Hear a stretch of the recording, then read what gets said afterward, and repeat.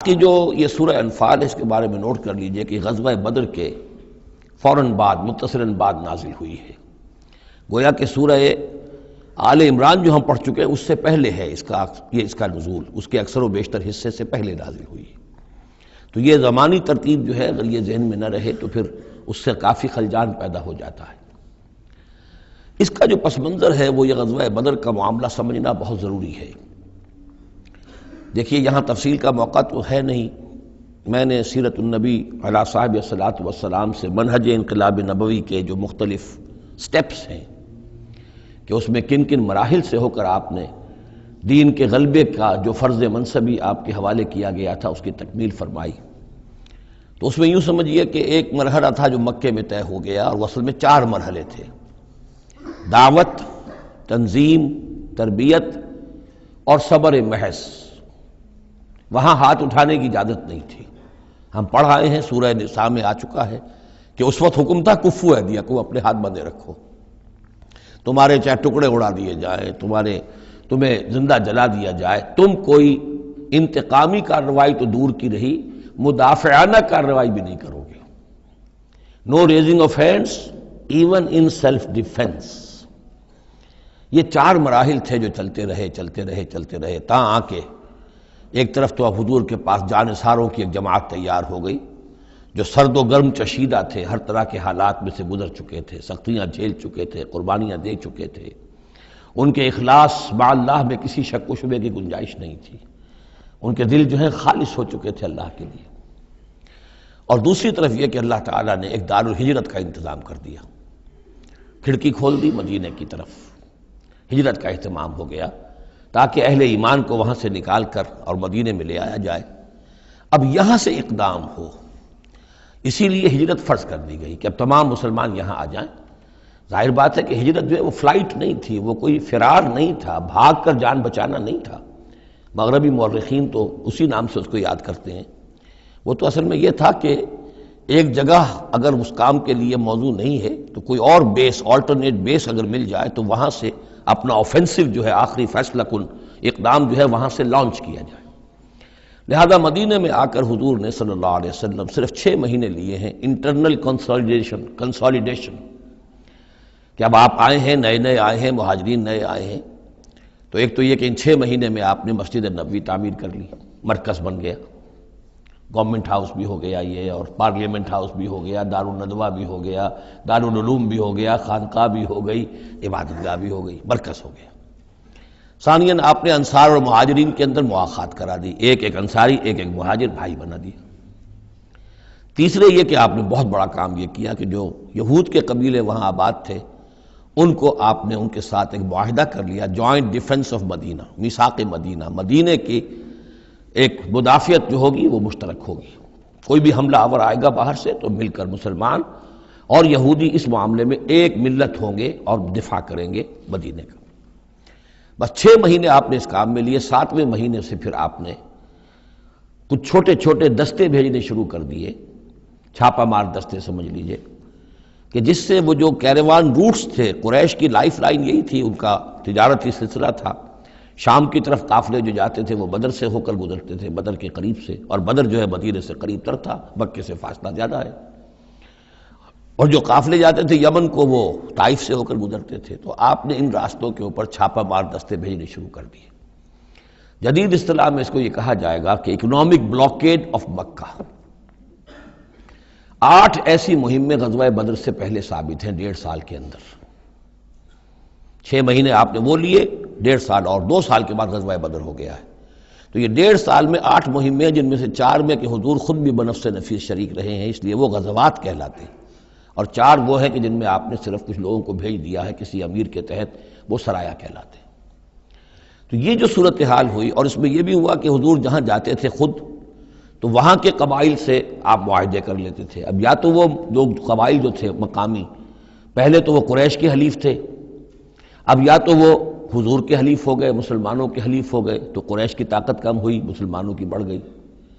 یا یہ ہے کہ وہ نیوٹرل ہو گئے کہ ہم نہ قریش کی مدد کریں گے آپ کے خلاف، نہ آپ کی مدد کریں گے قریش کے خلاف، نیوٹرل ہو گئے۔ اس سے بھی یہ ہے کہ قریش کا جو حلقہ اثر تھا، سیاسی زون آف پولیٹیکل انفلوئنس، وہ کم ہو رہا ہے۔ یہ دو چیزیں ایسی ہوئی ہیں، political isolation of Quraysh and economic blockade of Mecca, جس کے نتیجے میں مکے والے جو ہیں پھر یوں سمجھیے کہ تنگ آمد بجنگ آمد، ورنہ مکے والوں کی طرف سے کوئی آغاز ثابت نہیں ہے تاریخ میں کہ حضور کے اور مسلمانوں کے مکے سے جانے کے بعد ان کی طرف سے کوئی ابتدا ہوئی ہو، کوئی انیشیٹو لیا گیا۔ دو واقعات خاص طور پر ایسے ہو گئے کہ ایک چھوٹا سا آپ نے ایک دستہ بھیجا تھا نخلا، اور یہ نخلا جو ہے یہ مکے اور طائف کے مابین ہے، تو سمجھیے کس قدر فاصلے پر، اور وہاں مٹ بھیڑ ہو گئی، جو مسلمان وہاں بھیجے گئے تھے ان کے کفار کے ساتھ۔ وہاں ایک مشرک مکے کا مارا گیا، ایک کو انہوں نے قید کیا، ساتھ لے آئے، کچھ سامان جو ان کا تجارت تھا وہ بھی لے آئے، وہ مال غنیمت سمجھ کر۔ تو حضور اگرچہ ناراض ہوئے کہ میں نے تمہیں لڑنے کا حکم نہیں دیا تھا، میں نے اس لیے بھیجا تھا کہ وہاں رہو اور قریش کی نقل و حرکت سے ہمیں مطلع کرتے رہو، لیکن اب سچویشن پیدا ہو گئی، گویا کہ یہ چاہے ارادہ تھا یا نہیں تھا، ڈی فیکٹو شکل یہی ہوئی کہ اقدام ہو گیا مسلمانوں کی طرف سے، اب آغاز ہو گیا مسلمانوں کی طرف سے۔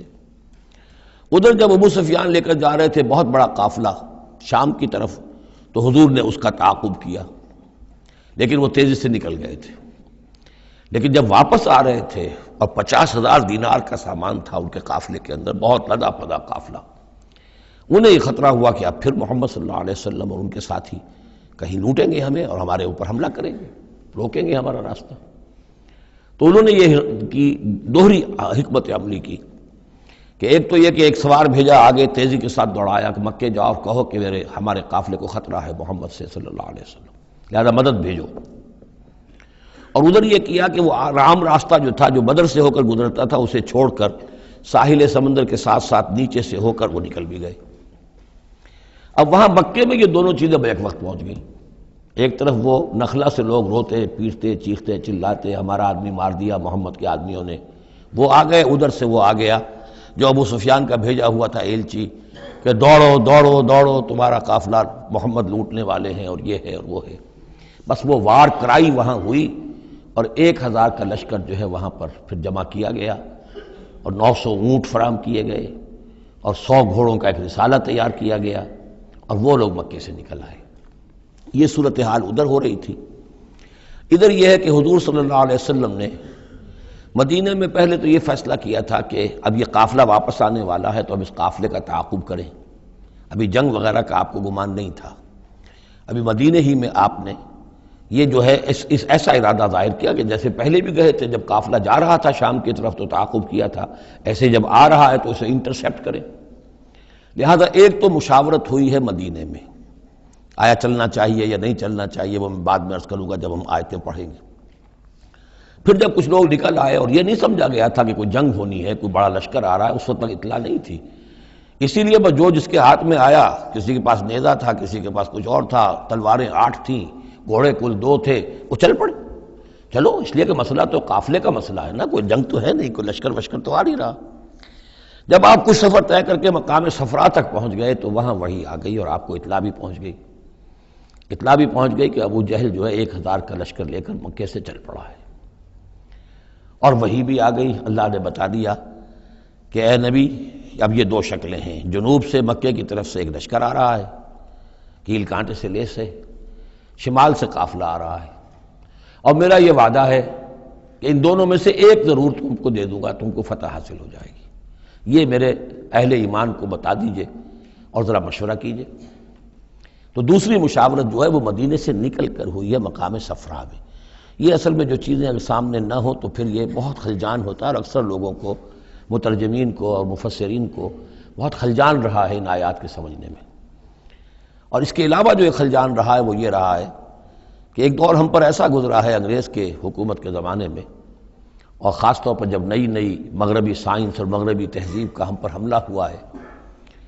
تو چونکہ مغرب کے لوگوں نے یہ کہا کہ یہ اسلام تو تلوار سے پھیلا ہے،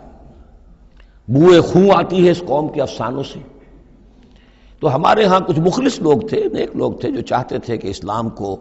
اور حضور صلی اللہ علیہ وسلم کی سیرت کو بچائیں، اس کی دفاع کریں۔ انہوں نے کہا نہیں اسلام تلوار سے نہیں پھیلا، حضور نے تو جو جنگیں کی تھیں وہ صرف مدافعانہ تھیں، ان کے اوپر جنگ ٹھوس دی گئی تھی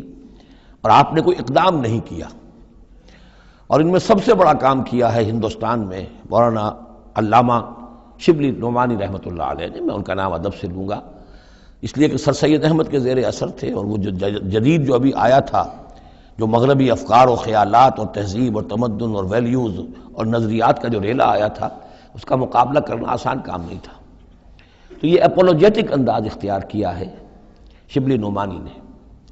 اور اس میں یہ ہے کہ وہ جو ابتدائی جو 8 جو غزوات اور سرایا ہیں جو بدر سے پہلے ہوئے، انہیں بالکل تقریباً نظر انداز کر دیا ہے،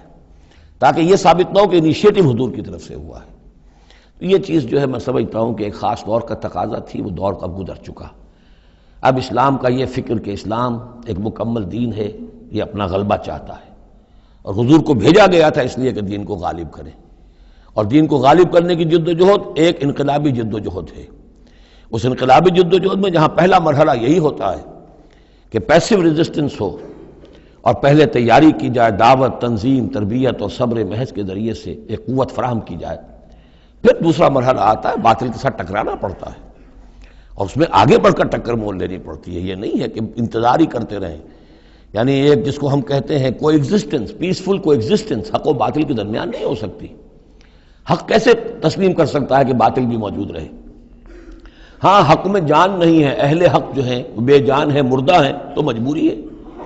لیکن اگر اہل حق میں جان ہو تو وہ کیسے برداشت کریں گے کہ باطل جو ہے اس کا غلبہ رہے؟ ہاں، باطل جو ہے وہ نیچا ہو کر رہے، اگر وہ مغلوبیت کی شکل اختیار کر لے تو ٹھیک ہے، لیکن یہ کہ باطل کا غلبہ ہو اور اہل ایمان میں جان بھی ہو، تو یہ دو چیزیں جو ہیں یہ تو ایک دوسرے سے بالکل متضاد ہیں۔ جیسے حضرت ابوبکر نے فرمایا تھا ایبدل الدین وانا حی، کیا دین میں ترمیم کی جائے گی جبکہ ابھی میں زندہ ہوں؟ میرے جیتے جی دین کے اندر ترمیم یہ ممکن نہیں ہے۔ تو وہی بندہ مومن کی شان ہونی چاہیے۔ تو اصل حقائق الحمدللہ بہت اچھی طریقے سے واضح ہو چکے ہیں۔ بہرحال اتنا پس منظر جو ہے جان لیجئے، اور ایک خاص اسلوب جو ہے اس سورہ مبارکہ کا، اگرچہ یہ تقریباً ایک خطبہ ہے مسلسل 10 رکوع ہے، لیکن اس میں ایک خاص مسئلے کو نکال کر پہلے درمیان شروع میں لے آئے ہیں۔ اس کی بحث آئے گی تقریباً وسط میں جا کر، لیکن اس اسلوب کو یہاں نوٹ کر لیجئے، وہ اس لیے کہ یہی اسلوب ہے جس سے ہمیں سمجھنے میں مدد ملے گی سورہ توبہ کے جو ترتیب مضامین ہے، وہاں بھی بہت اشکال ہے، اور بہت سے مترجمین کو جدید دور کے جو زیادہ محنت نہیں کر سکے ہیں بس ترجمہ مکمل کرنا انہوں نے اپنے پیش نظر رکھ لیا، تفسیر مکمل کرنی ہی ہے، لہذا وہ تیزی کے ساتھ وہ دقت نظر کا ثبوت نہ دے سکے تو اس میں بڑے خلجان پیدا کر دیے۔ وہ اسلوب کیا ہے کہ اس پوری بحث میں سب سے ایک نمایاں مسئلہ یہ ہو گیا تھا غزوہ بدر کے بعد کہ مال غنیمت پر مسلمانوں میں جھگڑا ہو گیا۔ پہلی جنگ تھی، غنیمت کی تقسیم کیسے ہوگی، اس کا قانون کیا ہے، اس کا ضابطہ کیا ہے، وہ معلوم نہیں تھا، اور یہ کہ عام طور پر جو عرب میں پہلے رواج تھا وہ تو یہ تھا کہ جس کے ہاتھ جو لگ گیا بس وہ اس کا ہے۔ وہ تو لوٹ مار جانتے تھے، کوئی باقاعدہ جنگ جو ہے وہ تو ان کے ہاں اس طریقے سے منظم کوئی تنظیم تو تھی ہی نہیں، تو جو جس کے ہاتھ لگ گیا۔ اب لوگوں نے یہ سمجھا غزوہ بدر میں جس نے جو کچھ مال غنیمت جمع کیا وہ اس کا ہے۔ اب کچھ لوگوں نے کہا صاحب کہ ہم یہاں حضور کے حفاظت کے لیے مامور تھے، یہاں پہرے پر تھے، ہم تو مال جمع نہیں کر سکے، تو کیا مطلب ہے ہمارا کوئی حصہ نہیں ہوگا؟ یا یہ ہے کہ کچھ بزرگوں نے کہا جو وہ اتنی بھاگ دوڑ تو نہیں کر سکتے جتنے نوجوان کر سکتے تھے، بھاگ کر دوڑ کر ادھر سے ادھر جمع کر لینا، لیکن یہ کہ ان کی حیثیت ہوتی ہے، وجاہت ہوتی ہے، تو ایک جھگڑا پیدا ہو گیا کہ یہ کس طریقے سے تقسیم ہو، کس کا کتنا حق ہے۔ تو اس جھگڑے کا ذکر کر کے سورت شروع کی ہے، لیکن اس کے اوپر کوئی بات یہاں نہیں کی، بلکہ کیٹیگوریکل بات کی ہے کہ جڑ کاٹ دی اس کی، لیکن اس پر جو اصل حکم ہے وہ بعد میں آئے گا وسط سورت میں۔ مال غنیمت کے لیے یہاں لفظ آیا انفال، یسألونک عن الانفال، اے نبی یہ آپ سے انفال کے بارے میں پوچھ رہے ہیں۔ انفال جمع نفل کی، نفل کہتے ہیں کسی اضافی شے کو، جیسے نماز فرض ہے، یہ سنت مؤکدہ ہے، یہ فلاں ہے، یہ نفل ہے، اضافی ہے، آپ کی مرضی پر ہے، پڑھیں نہ پڑھیں۔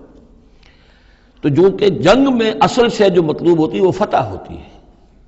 مال غنیمت تو ایک اضافی شے، بونس ہے جو مل گیا، ورنہ اصل شے جو ہے وہ مال غنیمت جو ہے پیش نظر جنگ میں نہیں ہوتی۔ لوٹ مار میں اصل شے جو ہے وہ لوٹ مار کا مال ہوتا ہے، لیکن جب جنگ ہوتی ہے تو جنگ میں تو اصل چیز جو مقصود ہے وہ فتح ہے۔ تو اس حوالے سے مال غنیمت کو انفال کے لفظ سے تعبیر کیا گیا، یسألونک عن الانفال، اے نبی یہ آپ سے پوچھ رہے ہیں مال غنیمت کے بارے میں، قل الانفال للہ والرسول۔ پہلے تو جڑ کاٹ دی مسئلے، کہہ دیں کہ یہ انفال کل کے کل اللہ اور اس کے رسول کے ہیں، تم میں سے کسی کا کوئی حق ہے ہی نہیں، لاؤ سب جمع کر دو۔ یہ فتح جو ہے تمہارے ہاتھوں نہیں آئی ہے، یہ اللہ کی خصوصی مدد سے آئی ہے، لہذا کسی کا کوئی حق نہیں۔ زیرو لیول پر لا کر پھر ان کو سنبھالنا آسان تھا کہ جب معلوم ہو کہ سب کچھ ہاتھ سے دے کر، تو پھر تو ظاہر بات ہے کہ آدمی جو ہے جب ساری جاتی دیکھیے تو آدھی دیجے بانٹ والی بات ہے، پھر وہ کم کے اوپر بھی راضی ہو گئے۔ لیکن پہلا مسئلہ یہی تھا، قل الانفال للہ والرسول واتقوا اللہ، اللہ کا تقوی اختیار کرو، واصلحوا ذات بینکم، اور اپنے آپس کے معاملات کو درست کرو، واطیعوا اللہ ورسولہ، اور اللہ اس کے رسول کی اطاعت کرو، ان کنتم مومنین، اگر تم مومن ہو۔ گویا کہ جڑ ہی کاٹ دی، کسی کا کوئی حق اس میں ہے ہی نہیں، یہ سب اللہ اس کے رسول کے لیے، یعنی اسلامی ریاست کے لیے۔ اب یہاں جو آگے آیات آ رہی ہیں بڑی اہم ہے۔ بندہ مومن کی شخصیت کا جو حیولہ ہے اور بندہ مومن کی جو تعریف ہے، جامع ترین اور مختصر ترین الفاظ میں یہ آئی ہے سورہ حجرات میں۔ اس کے دو حصے ہیں، ایک تو ہے بندہ مسلم، مسلمان کے لیے تو 5 چیزیں ہیں، کلمہ شہادت، نماز، روزہ، حج، زکوٰۃ، لیکن حقیقی مومن کے لیے اس میں 2 اضافی چیزیں شامل کرنی پڑیں گی۔ وہ کیا ہیں؟ دلی یقین اور عملی جہاد۔ بندہ مومن کی شخصیت کے اندر یہ 2 رخ اور ہونے چاہیے۔ جو صرف مسلمان ہے، کلمہ شہادت، نماز، روزہ، حج، زکوٰۃ، بنی الاسلام علی 5، شہادت اللہ الہ الا اللہ وان محمد رسول اللہ واقام الصلاۃ وایتاء الزکوٰۃ وصوم رمضان وحج البیت۔ لیکن مومن، انما المومنون الذین آمنوا باللہ ورسولہ ثم لم یرتابوا، یقین والا ایمان، دل میں ایمان، وجاہدوا باموالہم وانفسہم فی سبیل اللہ، اور جہاد کریں اپنی جان اور مال کے ساتھ اللہ کی راہ میں۔ اب یہاں یوں سمجھیے کہ سورہ حجرات کی اس آیت نمبر 15 میں جو ڈیفینیشن آئی ہے، جیسے پرکار ہوتی ہے، پرکار کو کھول دیا، ایک حصے کی کیفیات کو یہاں اس سورہ انفال کے شروع میں لے آئے ہیں، اور دوسری جہاد والی کیفیات کو سورہ انفال کے آخر میں لے آئے ہیں۔ تو یہ پرکار یہاں کھلی ہوئی ہے اس ڈیفینیشن کی۔ تو ایک حصہ ڈیفینیشن کا یہاں آ رہا ہے، انما المومنون الذین اذا ذکر اللہ وجلت قلوبہم، اہل ایمان، حقیقی مومن تو وہ ہیں کہ جب اللہ کا ذکر کیا جاتا ہے تو ان کے دل لرز جاتے ہیں۔ وَإِذَا تُلِيَتْ عَلَيْهِمْ آیَاتُهُ، اور جب انہیں اس کی آیات پڑھ کر سنائی جاتی ہیں، زادتہم ایمانا، ان کے ایمان میں بڑھوتری ہوتی ہے، اضافہ ہوتا ہے۔ وَعَلَىٰ رَبِّهِمْ يَتَوَكَّلُونَ، اور وہ اپنے رب پر توکل کرتے ہیں۔ الَّذِينَ يُقِيمُونَ الصَّلَاةَ، جو نماز کو قائم رکھتے ہیں۔ وَمِمَّا رَزَقْنَاهُمْ يُنْفِقُونَ، اور جو کچھ ہم نے انہیں دیا ہے اس میں سے اللہ کے لیے، اللہ کے دین کے لیے خرچ کرتے ہیں۔ انفاق فی سبیل اللہ مراد ہے۔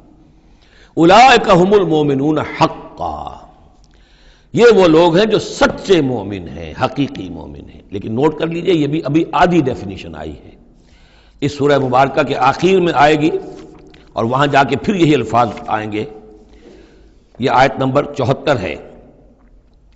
والذین آمنوا وہاجروا وجاہدوا فی سبیل اللہ والذین آووا ونصروا اولئک ھم المؤمنون حقا لہم مغفرۃ ورزق کریم۔ اس کے بعد ایک آیت اور بعد میں ہے، سورت ختم ہو جاتی ہے۔ تو لاسٹ بٹ 1 آیت، اور ادھر پہلی کے بعد دوسری، ان 2 جگہ پر ایمان کے حقائق کو تقسیم کر کے، پرکار کو کھول کر، گویا کہ پوری صورت کو ان 2 کے درمیان میں لے لیا گیا ہے، گود میں لے لیا گیا ہے۔ ایمان کی ڈیفینیشن کی یہ 2 حصے جو ہیں ان کی گود میں۔ اب یہاں ذکر شروع ہو رہا ہے غزوہ بدر کا۔ کما اخرجک ربک من بیتک بالحق، جیسے کہ نکالا آپ کو اے نبی آپ کے رب نے آپ کے گھر سے حق کے ساتھ، یعنی آپ کا یہ بدر کی طرف روانہ ہونا جو ہے یہ اللہ تعالیٰ کی ایک اسکیم کا حصہ تھا، اللہ کی اپنی ایک تدبیر ہے۔ وَإِنَّ فَرِيقًا مِّنَ الْمُؤْمِنِينَ لَكَارِهُونَ، اہل ایمان میں سے کچھ لوگ اسے پسند نہیں کر رہے تھے۔ یہ کون لوگ تھے؟ یہ ہے وہ پہلی مشاورت جو مدینہ ہی میں ہوئی ہے۔ ان میں ظاہر بات ہے مدینہ میں منافق بھی تھے، جن کا خیال یہ تھا لڑنے بھیڑنے کا، لوٹ مار کرنے کا، یہ کوئی فائدہ ہے بھلا؟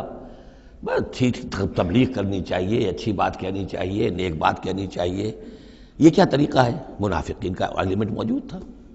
جو اس کو پسند ہی نہیں کرتے تھے، اس لیے کہ جنگ کا سلسلہ چل نکلا تو ہمیں بھی جانا پڑے گا، ہماری جان اور مال کے اوپر بھی آنچ آئے گی، تو نپ دی ایول ان دی بڈ، اس سے تو بہتر ہے کہ اس کو یہیں پر ختم کرو۔ اس اعتبار سے ویسے بھی کچھ انسانی فطرت ایسی ہوتی ہے، کچھ نیک سرشت لوگ بھی ہوتے ہیں کہ آخر اس سے کیا فائدہ نکلے گا؟ ابھی کوئی خاص جو ہے قریش کی طرف سے تو اقدام ہوا نہیں تھا، ہم آگے بڑھ کر جو ہے یہ جو بات اقدام کر رہے ہیں تو آخر اس کا فائدہ کیا ہے؟ تو یہ اس قسم کی باتیں اس وقت کہی گئیں۔ ان فریقا من المؤمنین لکارہون، اب یہ مومنین ان میں سے اہل نفاق بھی ہو سکتے ہیں اور سادہ لوح اور نیک دل جو مسلمان ہیں وہ بھی ہو سکتے ہیں۔ یجادلونک فی الحق بعد ما تبین کانما یساقون الی الموت وہم ینظرون، اور وہ جھگڑ رہے تھے آپ سے حق کے معاملے میں جبکہ بات ان پر بالکل واضح ہو چکی تھی۔ یہ دوسری آیت میرے نزدیک جو دوسری مشاورت ہوئی ہے مقام صفرا پر، اس سے متعلق ہے۔ وہ یہ کہ وہاں سے جب مکے سے آپ چلے تو اس وقت تک کسی لشکر وغیرہ کی کوئی اطلاع نہ آپ کو تھی اور نہ اس کا کوئی گمان تھا ابھی۔ وہ تو ایسے ہی تھا جیسے پہلے 8 مرتبہ جو ہے وہ جو ایکسکرشنز جو ہوئی تھیں، جس طریقے کی مہمات بھیجی گئی تھیں، یہ اسی طرح کی ایک مہم ہے۔ لیکن یہ ہے کہ آگے چل کر جب آپ کچھ دور نکل کے آ گئے تھے، یہاں آ کر جو ہے آپ کو وحی بھی آ گئی اور اطلاعات بھی مل گئی کہ صورتحال وہ ہو چکی ہے۔ ایک طرف نخلا سے روتے پیٹتے لوگ پہنچ گئے وہاں، دوسری طرف یہ کہ ادھر سے ابو سفیان کا جو ہے ایلچی پہنچ گیا چیختا چلاتا ہوا، اور 1000 کا لشکر لے کر ابو جہل نکل پڑا ہے بدر کی طرف۔ اب وہ بدر کی طرف آ رہا ہے، ادھر سے قافلہ بدر کی طرف آ رہا ہے شمال سے۔ اس وقت اللہ تعالیٰ نے فرمایا، اور یہ مشاورت جیسا کہ میں نے کہا تھا جیسے کہ حضرت طالوت نے کی تھی، ایک آزمائش اپنی فوج کی کہ جو اس دریا میں سے پانی پیے گا سیر ہو کر پیے گا اس کا مجھ سے کوئی تعلق نہیں، اسی طرح کا آپ نے مشاورت کا معاملہ اللہ تعالیٰ کے حکم سے مسلمانوں کے سامنے رکھ دیا۔ بعدما تبین کانما یساقون الی الموت، وہ لوگ ایسے محسوس کر رہے تھے جیسے انہیں دھکیلا جا رہا ہو موت کی طرف، وہم ینظرون، اور وہ دیکھ رہے ہوں۔ ظاہر بات ہے یہ کیفیت تو کٹر جو منافق تھے وہاں پر انہی کی ہو سکتی تھی۔ وَإِذْ يَعِدُكُمُ اللَّهُ إِحْدَى الطَّائِفَتَيْنِ أَنَّهَا لَكُمْ، اور جب کہ اللہ تعالیٰ وعدہ کر رہا تھا تم سے کہ ان دونوں گروہوں میں سے ایک تمہیں مل جائے گا، ایک پر تمہاری فتح گارنٹیڈ ہے۔ وَتَوَدُّونَ أَنَّ غَيْرَ ذَاتِ الشَّوْكَةِ تَكُونُ لَكُمْ، اور اے مسلمانوں تم یہ چاہتے تھے کہ ادھر جاؤ جدھر کے کانٹا لگنے کا کوئی اندیشہ نہ ہو، اس لیے کہ بمشکل 50 یا 100 آدمی تھے اس قافلے کے ساتھ، اور اونٹ تھے بے شمار، اور جو میں نے آپ کو بتایا بہت بڑی مقدار کے اندر جو ہے 50,000 دینار کا جو مال تھا ان کے پاس، تو ان کو تو آسانی سے قابو کیا جا سکتا تھا، اس میں اندیشہ کم تھا۔ پھر دلیلیں بھی عقلی آ گئی ہوں گی کہ حضور ہمارے پاس تو کچھ ہتھیار بھی نہیں ہے، کچھ نہیں ہے، ہم تیاری کر کے مدینے سے نکلے ہی نہیں ہیں، تو اچھا ہے پہلے یہ کہ ہم جا کر ان پر قبضہ کر لیں تو ان کے ہتھیار بھی ہمیں مل جائیں گے، تو پھر لشکر سے لڑنے کے لیے ہم بہتر پوزیشن میں ہوں گے۔ تو عقل و منطق بھی یہ گویا کہ ان کے ساتھ تھی۔ وَيُرِيدُ اللَّهُ أَن يُحِقَّ الْحَقَّ بِكَلِمَاتِهِ، اور اللہ یہ چاہتا تھا کہ اپنے بات کو اپنے فیصلے کے ذریعے سے حق کا حق ہونا ثابت کر دے۔ وَيَقْطَعَ دَابِرَ الْكَافِرِينَ، اور کافروں کی جڑ کاٹ دے۔ یہ قطع دابر القوم الذین ظلموا، کافر قوم کی جڑ کاٹ دی گئی، جو ہم پڑھ کر آئے سورہ اعراف میں۔ اللہ کا ارادہ یہ تھا، اگر عام جو دنیاوی قواعد و ضوابط ہیں، فزیکل لاز ہیں، اس کے تحت یہ ہوتا تو اتنی بڑی بات ہی نہ ہوتی۔ اسے یوم الفرقان بنانا تھا کہ نمایاں ہو جائے کہ اللہ کس کے ساتھ ہے، حق کدھر ہے، اور یہ اسی وقت ہو سکتا تھا جبکہ یہ کنٹراسٹ برقرار رہتا کہ بے سر و سامان 313 گئے ہیں اور کیل کانٹے سے لے 1000 کے ساتھ ان کا مقابلہ ہوا ہے، اور پھر انہیں اللہ نے فتح دی ہے۔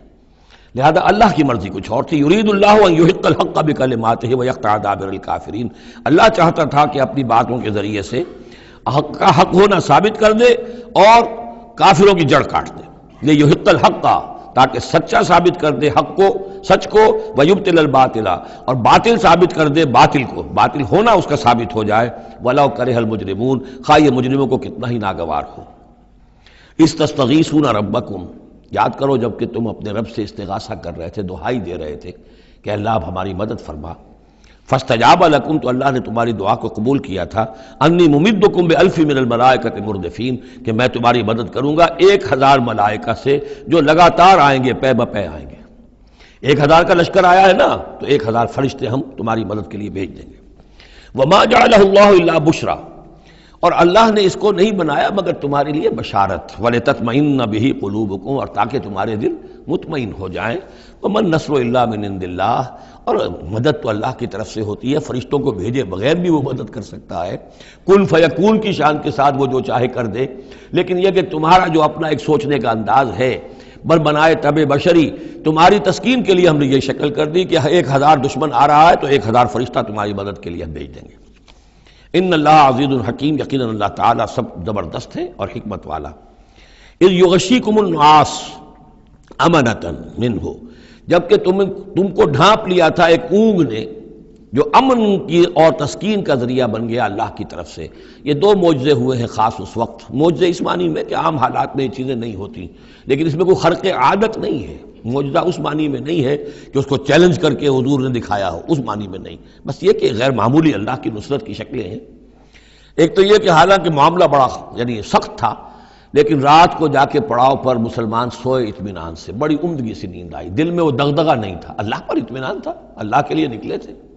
لہذا ان کو وہ بے چینی اور تشویش اور کل کیا ہو جائے گا، رہیں گے کہ نہیں رہیں گے، زندگی ہوگی موت، کچھ نہیں، نیند آئی انہیں، اطمینان سے سوئے، صبح کو اٹھے تو وہ گویا کہ چاقو چوبند تھے۔ نمبر دو یہ ینزل علیکم من السماء ماء، اور جب کہ اتارا اس نے تم پر آسمان سے پانی، بارش ہو گئی، اس سے یہ ہوا لیطہرکم، تاکہ تمہیں پاک کرے، جنہیں غسل کی حاجت تھی غسل کر لیا، وَیُذْهِبَ عَنْکُمُ الرِّجْسَ الشیطان، اور دور کر دے تم سے شیطان کی نجاست کو، وَلِیَرْبِطَ عَلَىٰ قُلُوبِکُمْ، اور یہ کہ تاکہ تمہارے دلوں کے اندر بھی، اور بارش کے بعد جو فضا ہوتی ہے اس سے طبیعت کے اندر بھی ایک اطمینان اور سکون پیدا ہوتا ہے، ورنہ واقعہ یہ ہے کہ جہاں پر آ کر قریش پہلے ڈیرہ ڈال چکے تھے، پانی پر ان کا قبضہ تھا، اب یہاں پانی نہیں تھا، بارش ہوئی تو وہ نشیبی جگہ میں انہوں نے ایک اپنا حوض بھی جمع کر لیا، پانی بھی جو ہے وہ ان کے پاس فراہم ہو گیا۔ وَيُثَبِّتَ بِهِ الْأَقْدَامَ، اور پانی جب برسا تو مٹی دب گئی، مٹی کے جمنے کی وجہ سے پاؤں بھی جب گئے، وہ جگہ جو تھی وہاں پر جو ہے اہل ایمان جو مجاہدین تھے ان کے پاؤں قدم جمنے کی صورت پیدا ہو گئی۔ اِذْ یُوحِی رَبُّکَ إِلَى الْمَلَائِکَةِ، اور جب یاد کرو، گمان کرو، تصور کرو، جب کہ آپ کا رب وحی کر رہا تھا فرشتوں کو، انی معکم، وہ جو 1000 فرشتہ اللہ نے بھیجا، انی معکم، میں تمہارے ساتھ ہوں، فثبتوا الذین آمنوا، تو جاؤ اور اہل ایمان کے قدموں کو جما دو، اہل ایمان کے دلوں کو جما دو۔ سألقی فی قلوب الذین کفروا الرعب، ان قریب میں ان کافروں کے دلوں میں رعب ڈال دوں گا، ان پر دہشت طاری ہو جائے گی۔ فاضربوا فوق الاعناق، پھر مارنا ان کی گردنوں کے اوپر جیسے چاہے، واضربوا منہم کل بنان، اور مارنا ان کی ایک ایک پور پر۔ یعنی یہ کہ جب کسی شخص پر کوئی شخص دہشت زدہ ہو جائے تو اس کے اندر قوت مدافعت نہیں رہتی، پھر گویا کہ وہ جو بھی حملہ آور ہے اس کے رحم و کرم پر ہے، جدھر سے چاہے چوٹ لگائے، جدھر سے چاہے مارے۔ ذالک بانہم شاقوا اللہ ورسولہ، اور یہ سزا ان کو اس لیے دی جائے گی کہ انہوں نے مخالفت کی، زدہ کی، دشمنی کی اللہ کی اور اس کے رسول کی۔ ومن یشاقق اللہ ورسولہ فإن اللہ شدید العقاب، اور جو اللہ اور اس کے رسول کا دشمن ہو جائے اور اس سے زدہ کرے تو اللہ تعالیٰ بھی سزا دینے میں بہت سخت ہے۔ ذالکم فذوقوہ، دیکھو اب یہ قریش سے خطاب ہے، ذالکم فذوقوہ، دیکھو یہ آگے پہلی قسط وصول کرو، چکھ لو اس کو۔ وَأَنَّ لِلْكَافِرِينَ عَذَابَ النَّارِ، اور ابھی جو تمہارے یہ کھینچ رہے ہیں ان کی سزا یہی ختم نہیں ہو گئی ہے، ان کے لیے جہنم کا عذاب ہے۔ یا ایھا الذین آمنوا اذا لقیتم الذین کفروا زحفا، اہل ایمان جب تمہارا مقابلہ ہو جائے کافروں سے میدان جنگ میں، یہ زحف کہتے ہیں جبکہ باقاعدہ دو لشکر ایک دوسرے کے سامنے مد مقابل بن کر آئیں، ایک چھاپا مار جنگ ہوتی ہے، جیسی کہ 8 جو پہلی اس سے مہمیں تھیں وہ جنگ کی شکل نہیں تھی بلکہ وہ مہمیں تھی چھاپا مار، لیکن اب یہ پہلی مرتبہ جنگ ہوئی ہے، لہذا اس کے حوالے سے بات ہو رہی ہے۔ یا ایھا الذین آمنوا اذا لقیتم الذین کفروا زحفا فلا تولوہم الادبار، تو تم ان کو پیٹھ مت دکھاؤ، پیٹھ مت موڑو، مطلب یہ کہ کھڑے رہو، ڈٹے رہو، مقابلہ کرو، جان چلی جائے لیکن یہ کہ پیچھے قدم نہ ہٹے۔ وَمَن يُوَلِّهِمْ يَوْمَئِذٍ دُبُرَهُ، اور جو کوئی بھی اس روز اپنی پیٹھ دکھا دے گا یعنی میدان جنگ سے بھاگے گا، دو استثناءات کے ساتھ، الا متحرفا لقتال، سوائے اس کے کہ یا تو وہ کوئی داؤ لگا رہا ہو جنگ کے لیے، جیسے 2 آدمی بھی جنگ کرتے ہیں اور تلوار اور اس کے ساتھ تو کوئی ذرا ادھر ہٹتا ہے، پیچھے کو ہٹتا ہے، وہ بھاگنا نہیں ہوتا بلکہ وہ تو در حقیقت ایک ٹیکٹیکل موو ہے، وہ تو ایک اپنے داؤ کے لیے ذرا پیچھے ہٹنا، اب اس وقت میسرہ کو پیچھے کر لیا جائے اور جو میمنہ ہے اسے آگے بڑھایا جائے، یہ بات اور ہے۔ اور متحیزا الی فئۃ، یا یہ کہ کوئی اور جمعیت ہے جس کی طرف جا کر ملنا ہے اور اس کے لیے ریٹریٹ ہو رہی ہے، تو آرڈرلی ریٹریٹ یہ ایک علیحدہ شے ہو جائے گی اور ٹیکٹیکل موو یہ علیحدہ شے ہو جائے گی۔ تو آرڈرلی ریٹریٹ اور ٹیکٹیکل موو، ان دو کے سوا اگر کوئی بھگدڑ کے اندر کوئی جان بچا کر بھاگا فقد باء بغضب من اللہ، تو اس نے تو اللہ کا غضب جو ہے وہ کما لیا، ومأواہ جہنم، اس کا ٹھکانہ جہنم ہوگا، وبئس المصیر، اور وہ بہت ہی برا ٹھکانہ ہے۔ اب یہاں وہ بات آ گئی، فلم تقتلوہم، اے مسلمانوں تم نے انہیں قتل نہیں کیا، ولکن اللہ قتلہم، اللہ نے انہیں قتل کیا۔ ویسے تو یہ کہ فاعل حقیقی اللہ ہے، ہم جو کام بھی کرتے ہیں اور جس شے کے اندر بھی کوئی تاثیر ہے وہ اللہ ہی کی وجہ سے، لا فاعل فی الحقیقت ولا مؤثر الا اللہ، عام حالات میں بھی یہ ہے، لیکن یہ خاص حالات تھے جن میں اللہ تعالیٰ کی خصوصی مدد آئی ہے۔ فلم تقتلوہم ولکن اللہ قتلہم وما رمیت اذ رمیت ولکن اللہ رما، اور اے نبی آپ نے بھی جو کنکریوں کی مٹھی بھر کر پھینکی تھی،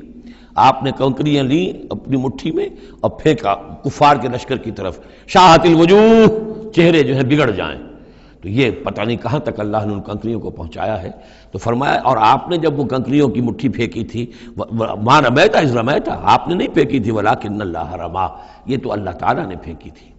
ہاتھ ہے اللہ کا، بندہ مومن کا ہاتھ۔ وَلِيُبْلِيَ الْمُؤْمِنِينَ مِنْهُ بَلَاءً حَسَنًا، تاکہ اللہ تعالیٰ اہل ایمان کے جوہر نکھارے، ان کے اندر کی چھپی ہوئی جو صلاحیتیں ہیں، مخفی ہیں، انہیں اجاگر کرے۔ یہ ذرا نوٹ کر لیجئے، بلا یبلو کے معنی ہوتا ہے آزمانا، تکلیف میں ڈال کر کسی آزمائش میں۔ ابلا یبلی جب یہ باب افعال سے آتا ہے تو کسی کے جوہر کو نکھارنا، کسی کی جو خابیدہ جو ہے اس کی صلاحیتیں ان کو ابھارنا، یہ ہے ابلا۔ لیبلی المؤمنین منہ بلاء حسنا، تاکہ اللہ تعالیٰ خوب اہل ایمان کے اوپر ان کے جو ہے جوہر نکھارے۔ ان اللہ سمیع علیم، یقیناً اللہ سب کچھ سننے والا اور جاننے والا ہے۔ ذالکم وان اللہ موہن کید الکافرین، یہ تو ہو چکا، اب اس جنگ کا جو نتیجہ تھا قریش تم نے دیکھ لیا، لیکن آئندہ بھی سمجھ لو اللہ تعالیٰ کافروں کے تمام چالوں کو ناکام بنا دے گا۔ یہ اہل ایمان سے بھی خطاب ہو گیا اور یہ کہ کفار کے لیے بھی، اور پھر کفار سے خطاب ہے، ان تستفتحوا فقد جاءکم الفتح۔ اصل میں ابو جہل جو لشکر کا وہ سمجھیے کمانڈر ان چیف کی حیثیت سے آیا تھا، اسے اتنا یقین تھا کہ میں نے اتنی تیاری کی ہے، اتنا ساز و سامان ہے کہ ہم مسلمانوں کو کچل کر رکھ دیں گے، تو پہلے سے پروپیگنڈا شروع کر دیا تھا، یہ یوم الفرقان ہوگا، یہ پتہ چل جائے گا اللہ کس کے ساتھ ہے۔ اللہ کو تو وہ بھی مانتے تھے، اللہ کے ساتھ دیویوں دیوتاؤں کو مانتے تھے نا،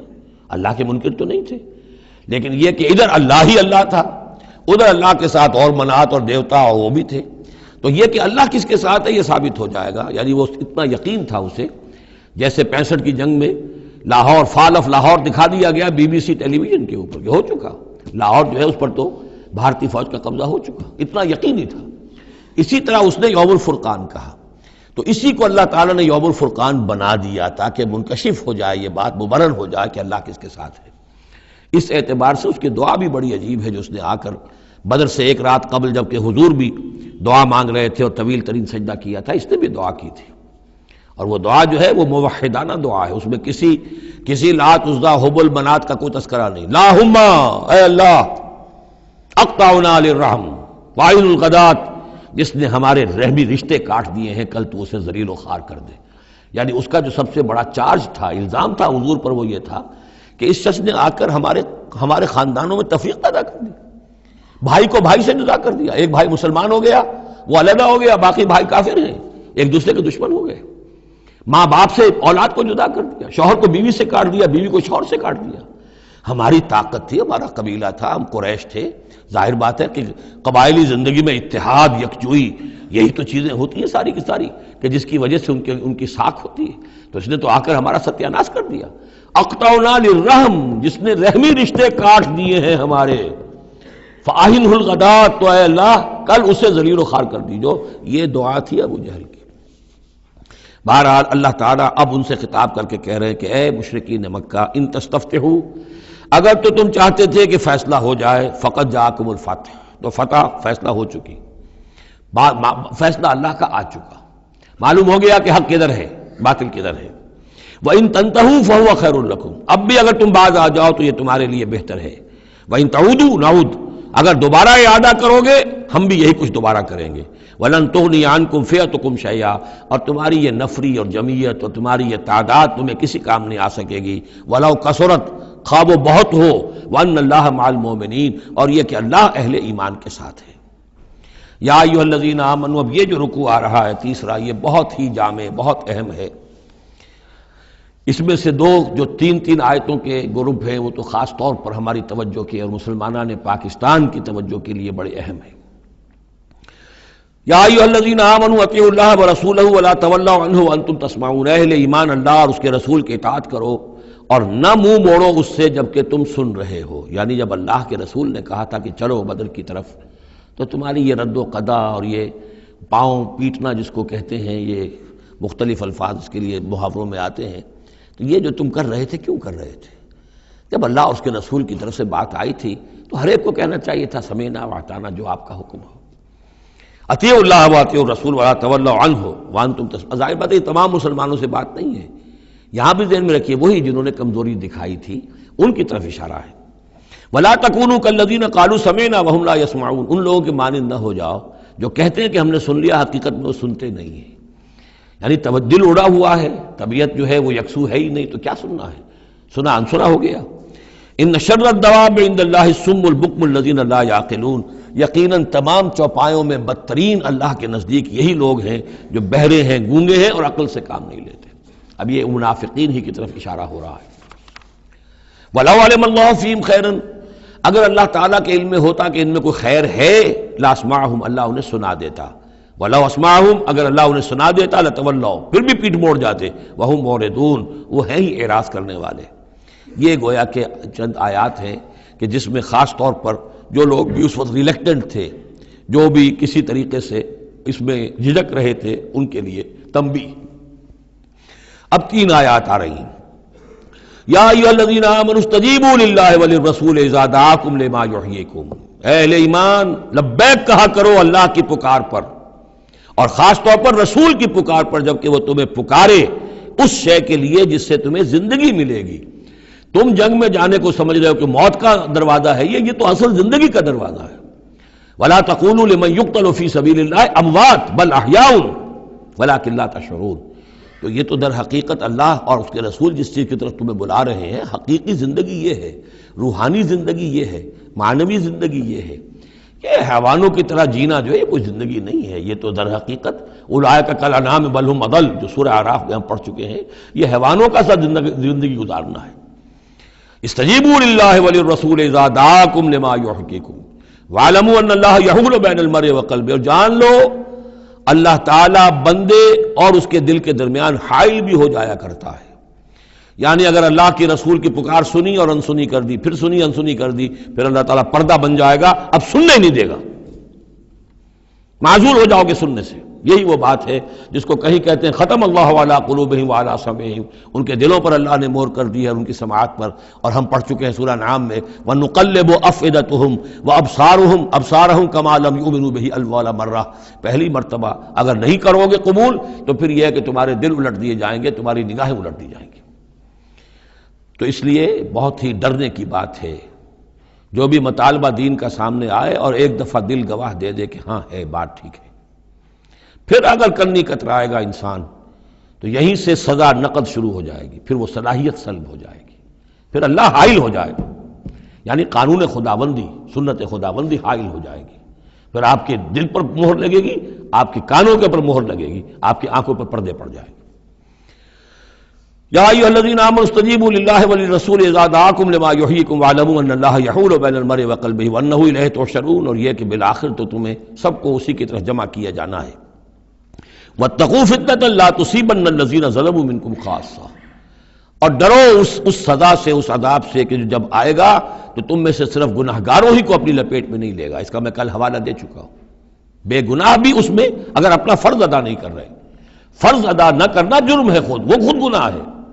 تم اگر دین کے لیے سرفروشی نہیں کر رہے تو یہ بھی تو گناہ ہے۔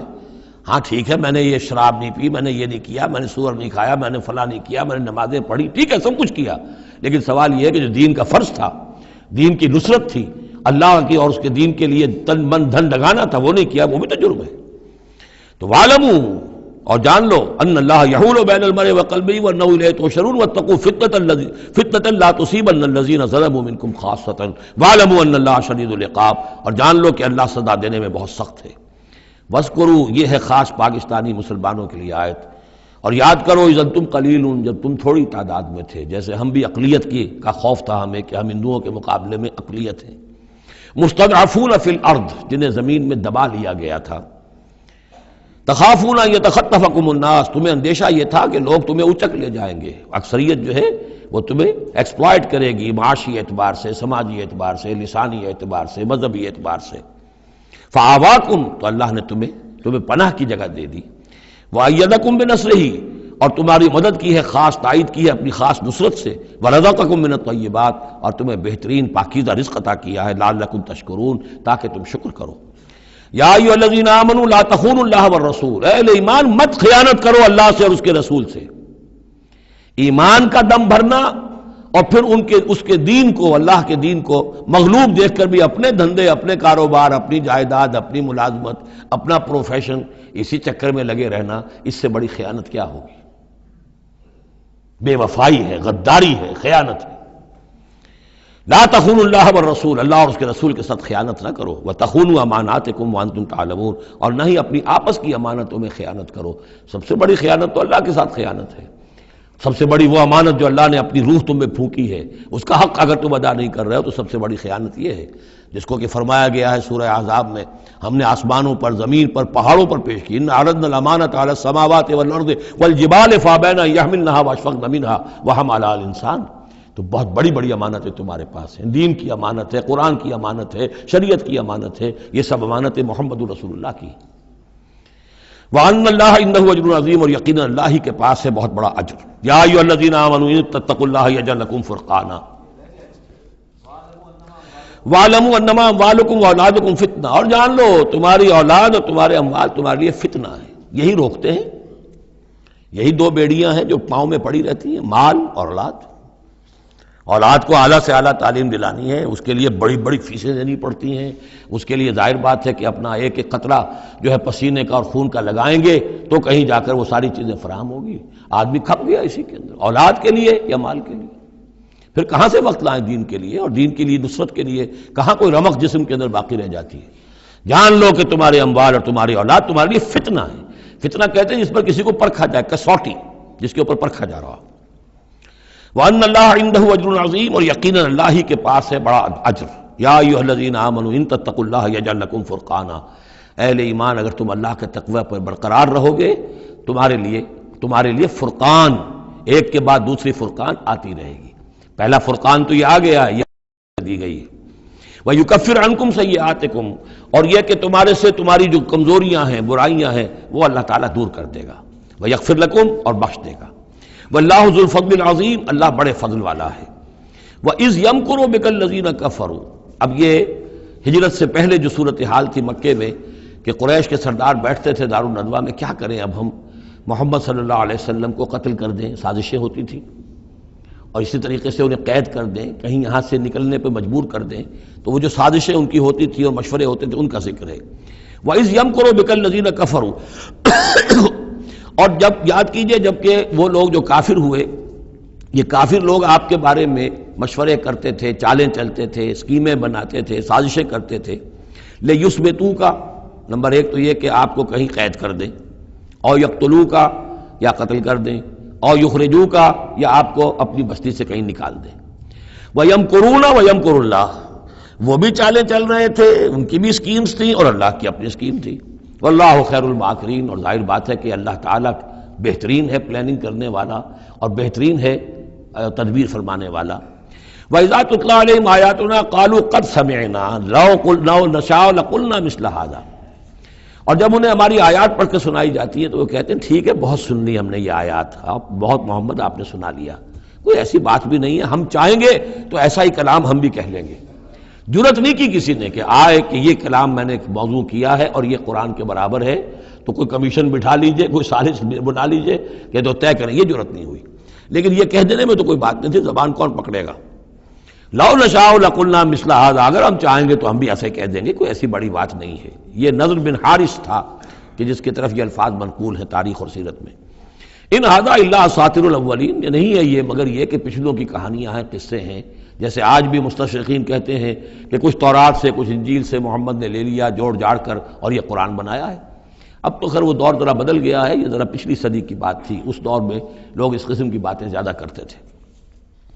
وَإِذْ قَالُوا اللَّهُمَّ إِن كَانَ هَذَا هُوَ الْحَقُّ، اور وہی بات جو میں نے آپ کو بتائی تھی کل بھی کہ ان قریش کے لیے سب سے بڑا مسئلہ اپنے عوام کو سنبھالنے کا ہو گیا تھا، کیسے روکیں ان کو کہ یہ محمد صلی اللہ علیہ وسلم کا ایمان نہ لائیں۔ اس کے لیے جو اور تدبیریں وہ کرتے تھے اسی کی طرح کی ایک تدبیر کا ذکر آ رہا ہے۔ مجمع عام میں کھڑے ہو کر دعائیں مانگ رہے ہیں کہ اے اللہ، اگر یہ جو کچھ محمد کہہ رہے ہیں اگر یہ حق ہے اور تیرے پاس سے آیا ہے یہ قرآن، فَأَمْطِرْ عَلَيْنَا حِجَارَةً مِّنَ السَّمَاءِ وَإِذْ قَالُوا اللَّهُمَّ إِن كَانَ هَذَا هُوَ الْحَقُّ مِنْ عِندِكَ، اگر یہ ہے حق تیری طرف سے، فَأَمْطِرْ عَلَيْنَا حِجَارَةً مِّنَ السَّمَاءِ، تو برسا دے ہم پر پتھر آسمان سے، اب ائتنا بعذاب الیم، یا پھر بھیج دے ہم پر کوئی عذاب۔ اب عذاب آیا نہیں، دیکھ لو، اس کا مطلب یہ کہ یہ محمد جھوٹے ہیں صلی اللہ علیہ وسلم۔ ہم نے تو کہہ دیا، اللہ کو پکار کر کہہ دیا، ہو سکتا ہے کبھی کعبے کے پردے پکڑ پکڑ کر کہا ہو اسی طریقے سے، تاکہ پورا یقین ہو جائے، کسی درجے میں بھی ہمارے عوام کے اندر کوئی وسوسہ، کوئی دغدغہ باقی نہ رہے۔ وَمَا كَانَ اللَّهُ لِيُعَذِّبَهُمْ، اور اللہ تعالیٰ انہیں عذاب نہیں دے سکتا تھا، اللہ کے لیے ممکن نہیں تھا کہ ان پر عذاب بھیجتا، وَأَنْتَ فِيهِمْ، جبکہ ابھی اے محمد آپ ان کے مابین موجود تھے۔ ہجرت سے پہلے معاملہ نہیں ہوا کرتا یہ، اللہ اپنے رسول کو ان کے ساتھی اہل ایمان کو نکال لیتا ہے، اس کے بعد کوئی عذاب اس نوعیت کا آتا ہے جس نوعیت کا وہ عذاب مانگ رہے تھے۔ وَأَنْتَ فِيهِمْ وَمَا كَانَ اللَّهُ مُعَذِّبَهُمْ، اللہ ان کو عذاب دینے والا نہیں تھا، وَهُمْ يَسْتَغْفِرُونَ، جبکہ وہ استغفار بھی کر رہے تھے۔ یعنی اسی مکے میں عوام الناس بھی تو تھے، سادہ لوگ بھی تو تھے، وہ استغفار بھی کرتے تھے، تلبیہ بھی پڑھتے تھے، لبیک اللہم لبیک لبیک اللہم لبیک، یہ بھی تو کرتے تھے، اللہ کو بھی پکارتے تھے۔ تو بڑا گڑبڑ سا معاملہ تھا، جب تک کہ اللہ تعالیٰ یمیز الخبیث من الطیب کر نہ دے اس وقت تک اس طرح کا معاملہ اللہ تعالیٰ کے لیے درست نہیں تھا۔ وَمَا لَهُمْ أَلَّا يُعَذِّبَهُمْ، باقی وہ عذاب کے پورے طور سے مستحق تو ہو چکے ہیں، اور کیا ہے کون سی رکاوٹ ہے ان کے لیے؟ مَا لَهُمْ أَلَّا يُعَذِّبَهُمُ اللَّهُ، کہ اللہ تعالیٰ ان کو عذاب نہ دے، وَهُمْ يَصُدُّونَ عَنِ الْمَسْجِدِ الْحَرَامِ، جبکہ وہ روک رہے ہیں مسجد حرام سے لوگوں کو، وَمَا كَانُوا أَوْلِيَاءَهُ، اور حقیقت میں یہ اس کے متولی نہیں ہے، یہ اس کے مختار نہیں ہے، یہ اس کے ساتھی نہیں ہے۔ ان اولیاءہ الا المتقون، اس اللہ کے گھر کے تو ولی اور اس کے جو اصل مجاور کہہ لیجئے یا متولی کہہ لیجئے، وہ تو ہوں گے متقی لوگ جو اللہ کا تقوی رکھتے ہوں، اللہ کی بندگی کرتے ہوں۔ ولکن اکثرهم لا يعلمون، لیکن ان کی اکثریت علم نہیں رکھتی۔ وما كان صلاتهم عند البيت، اور انہوں نے جو نماز کا حلیہ بگاڑا ہے، نہیں ہے ان کی نماز بیت اللہ کے پاس الا مقام و تصدیہ، سیٹیاں بجاتے ہیں، تالیاں پیٹتے ہیں، یہ ان کی نماز رہ گئی ہے۔ طواف کرتے تھے تو اس میں سب سے اونچا طواف تھا برہنہ طواف، اور نماز جو تھی ان کی وہ یہ تھی، سیٹیاں بجاتے ہوئے۔ جیسے کہ آپ کو معلوم ہے کہ بعض علاقوں میں مسجدوں کے اندر جب وہ میلاد کی محفلیں ہوتی ہیں تو اس کے اندر ڈھول اور ڈھمک کا، یہ میں نے سنا ہے کہ خاص طور پر افریقہ کے بعض ممالک میں کام ہوتا ہے۔ یہ اللہ کا شکر ہے اس حد تک کم سے کم یہ کہ بر عظیم پاک و ہند کے اندر جو بھی صورت ہوئی ہے وہ یہ مسجد کے اندر یہ خرافات نہیں ہوئی ہے، باقی باہر ہو رہی ہے جو بھی ہو رہی ہے۔ تو انہوں نے نماز کی بھی شکل یہ بنا دی تھی، فذوقوا العذاب بما کنتم تکفرون، تو اب چکھو مزہ عذاب کا اپنے کفر کی پاداش میں۔ ان الذین کفروا ينفقون اموالهم لیصدوا عن سبیل اللہ، ظاہر بات ہے یہ لشکر آیا تھا تو اس کے لیے بھی تو لاؤ لشکر تیار کرنا پڑا تھا نا، ساز و سامان، 900 اونٹ، 1000 آدمیوں کے لیے راشن بھی چاہیے تھا، مکے سے چل کے مدینے تک آنا ہے، جنگ میں رہنا ہے، تو یہ 10 اونٹ روزانہ جو ہے ذبح ہو رہے تھے اس فوج کے لیے۔ تو یہ سارا جو انفاق کیا ہے کچھ لوگوں نے کیا ہے نا، جو باطل کے لیے انفاق کر رہے تھے، شیطان کے لیے، وہ حزب الشیطان جو ہے، آخر وہ بھی تو مجاہد تھے، وہ مجاہد تھے فی سبیل الشیطان، فی سبیل الشرک۔ تو جو خرچ کر رہے ہیں اپنے مال لیصدوا عن سبیل اللہ، تاکہ لوگوں کو روک سکیں اللہ کے راستے سے، فسینفقونھا، وہ اور بھی خرچ کریں گے، ابھی انہیں اور بڑے لشکر تیار کرنے پڑیں گے، ثم تکون علیہم حسرۃ، پھر یہ سب ان کے لیے ایک حسرت بن جائے گی۔ سب کچھ مال بھی ہم نے لگا دیا، ساری جانیں ہم نے گنوا دی، کچھ نہ ہوا، محمد کا بال بیکا نہ کر سکے صلی اللہ علیہ وسلم، اللہ کا دین تو جا الحق وزہق الباطل ان الباطل کان زہوقا، ایک وقت آئے گا کہ اللہ کا دین جو ہے غالب ہو جائے گا۔ ثم یغلبون، پھر وہ مغلوب ہو کر رہیں گے، والذین کفروا الی جہنم یحشرون، اور جو ان میں سے کافر ہوں گے، جو اس وقت ایمان لے آئیں گے اللہ تعالیٰ ان کو معاف فرما دے گا، اور جو کفر پر اڑے رہیں گے وہ جہنم کی طرف گھیر کر لے جائے جائیں گے۔ لیمیز اللہ الخبیث من الطیب، یہ بات جو ہے سورہ آل عمران میں بھی آئی، تاکہ اللہ تعالیٰ پاک کو ناپاک سے علیحدہ کر دے، ممیز کر دے۔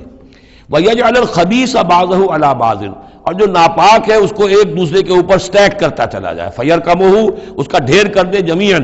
اور ان کو سب کو فَيَجْعَلَهُ فِي جہنم، اور سب کو پھر جہنم میں جھونک دے۔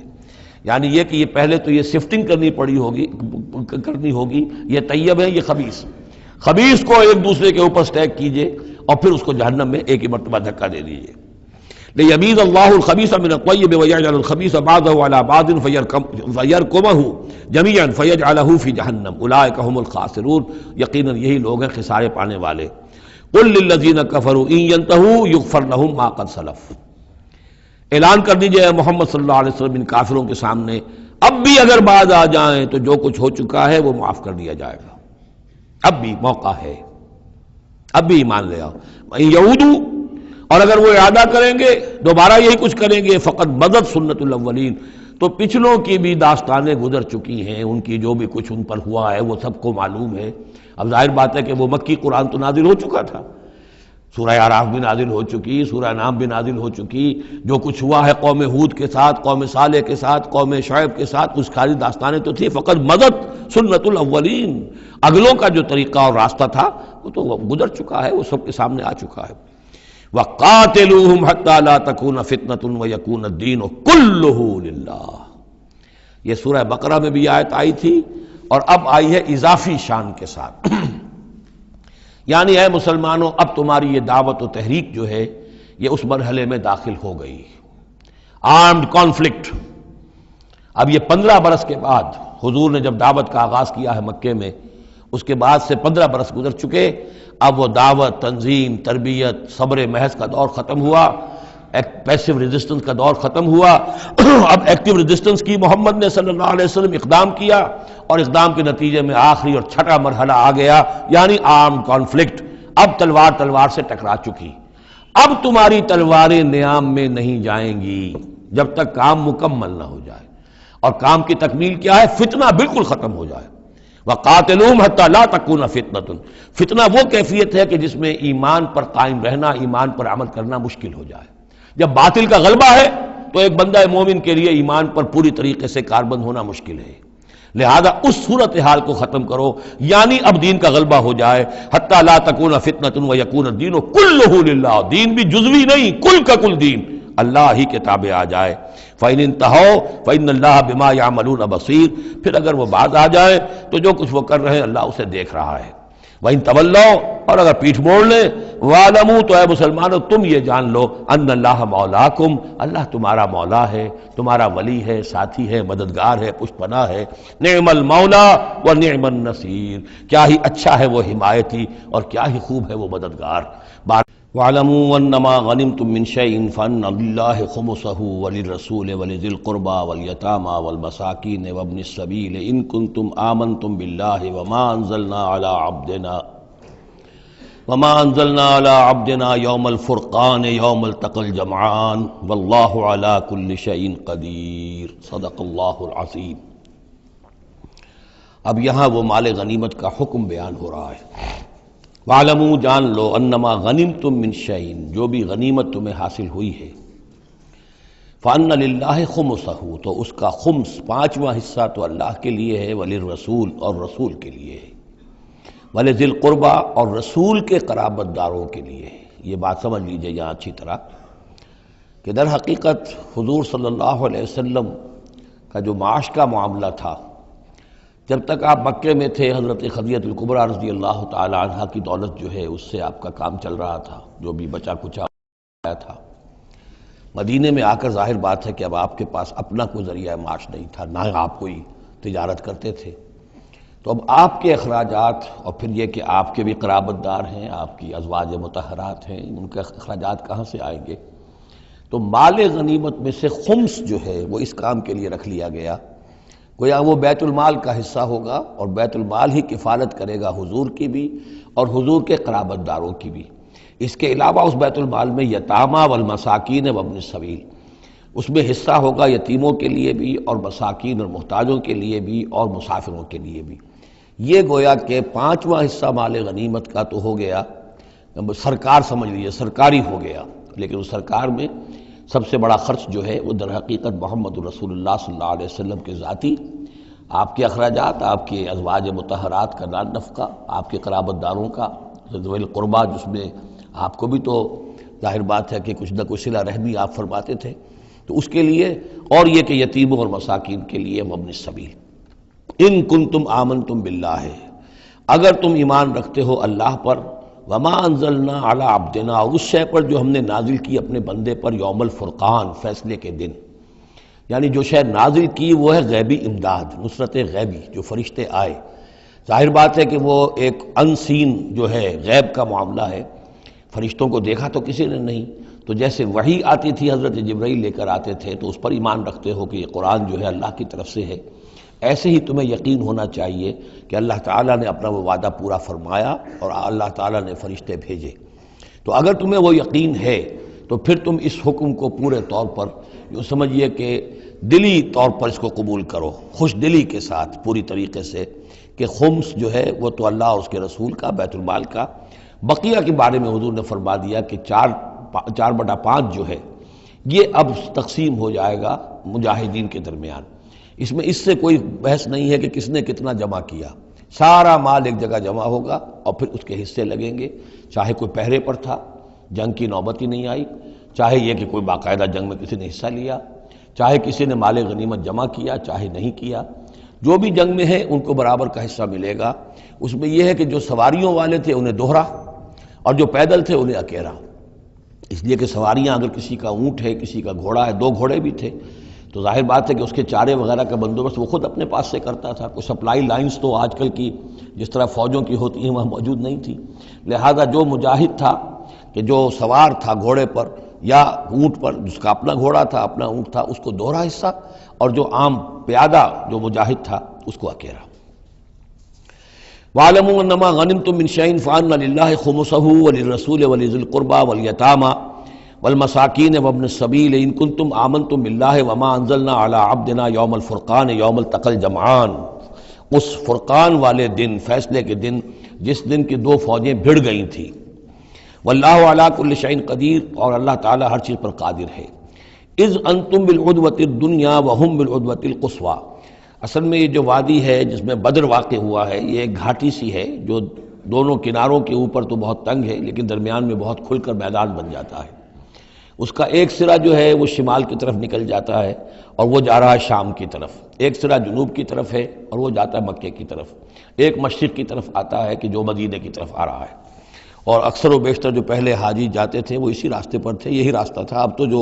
نیا طریق الہجرہ بڑی اعلیٰ سڑک بن گئی ہے تو لوگوں کو ان مقامات سے گزرنے کا موقع نہیں ملتا، ورنہ بدر سے ہو کر ہی راستہ گزرتا تھا۔ تو ایسا ہوا ہے کہ اللہ تعالیٰ کی طرف سے ایسی اسکیم بن گئی، تدبیر ایسی ہو گئی کہ عین بر وقت پہنچے،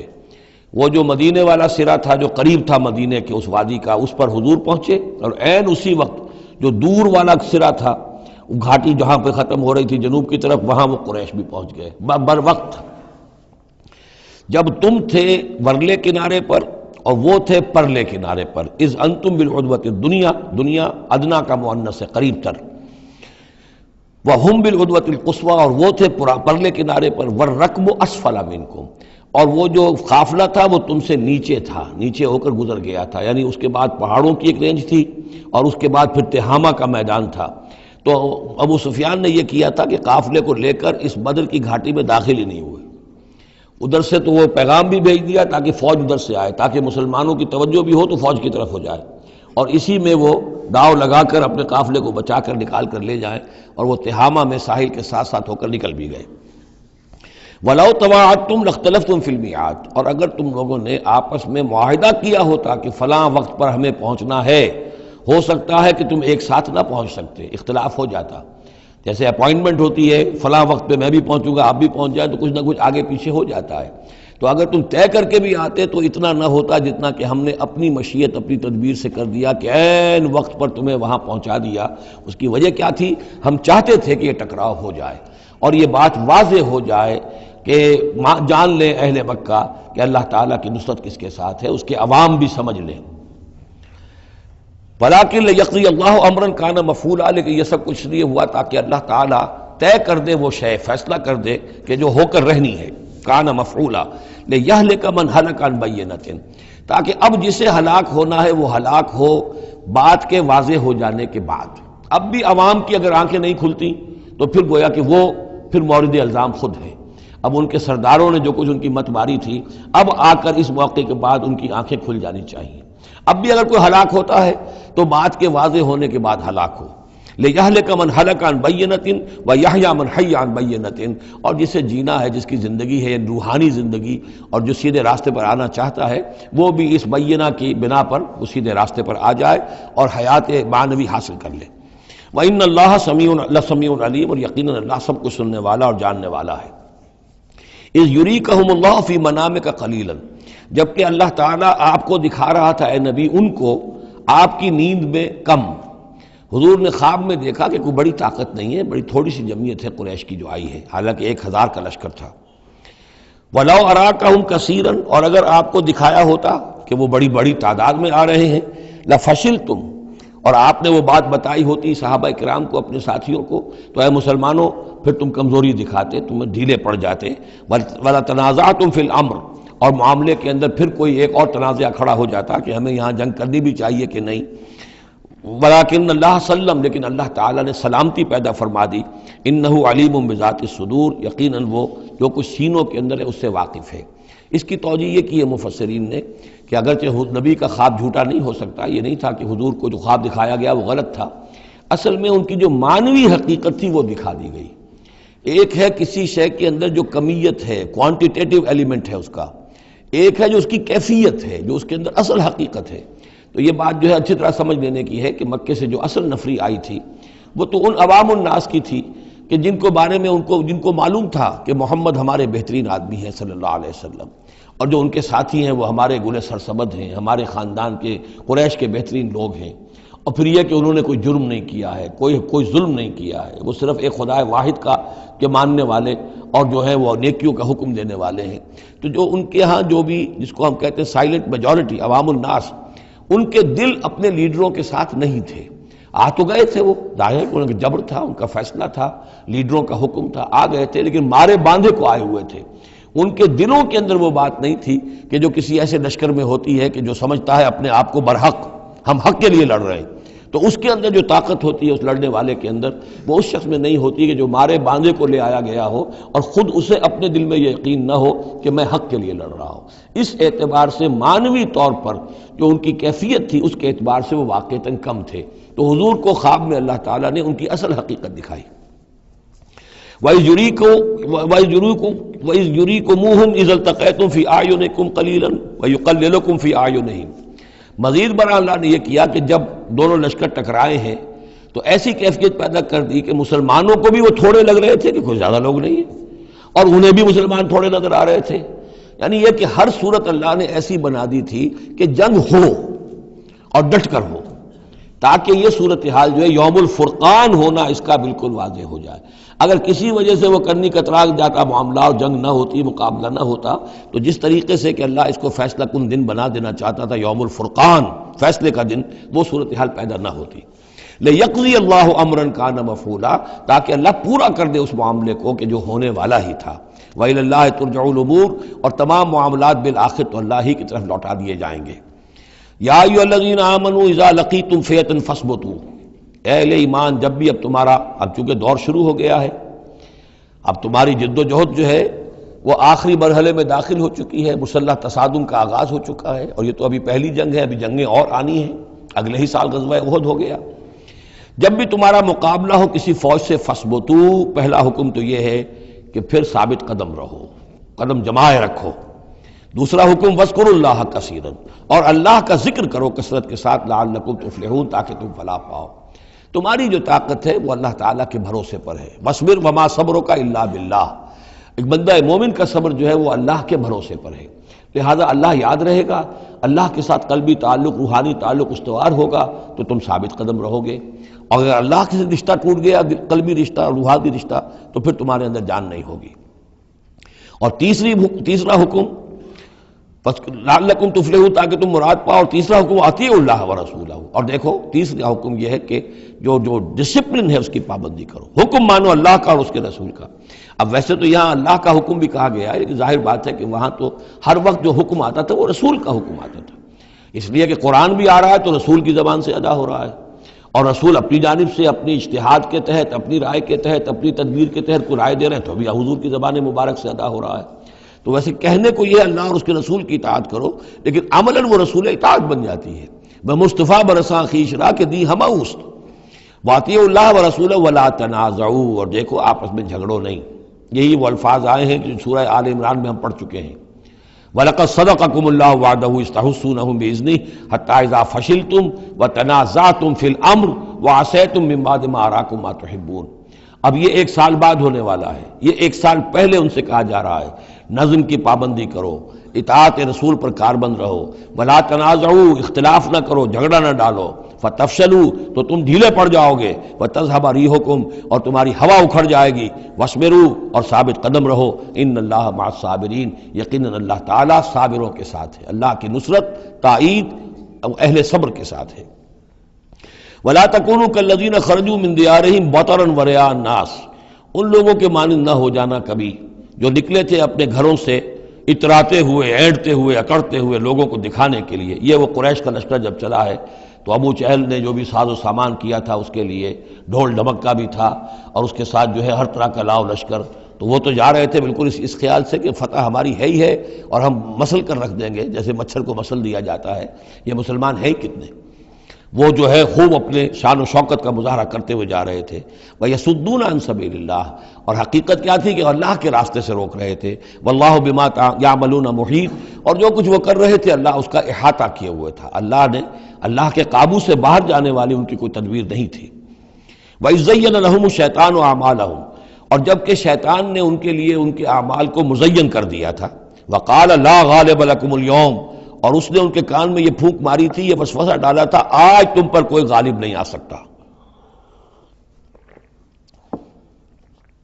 مکے سے نکلی ہو نفری اور 1000 کی،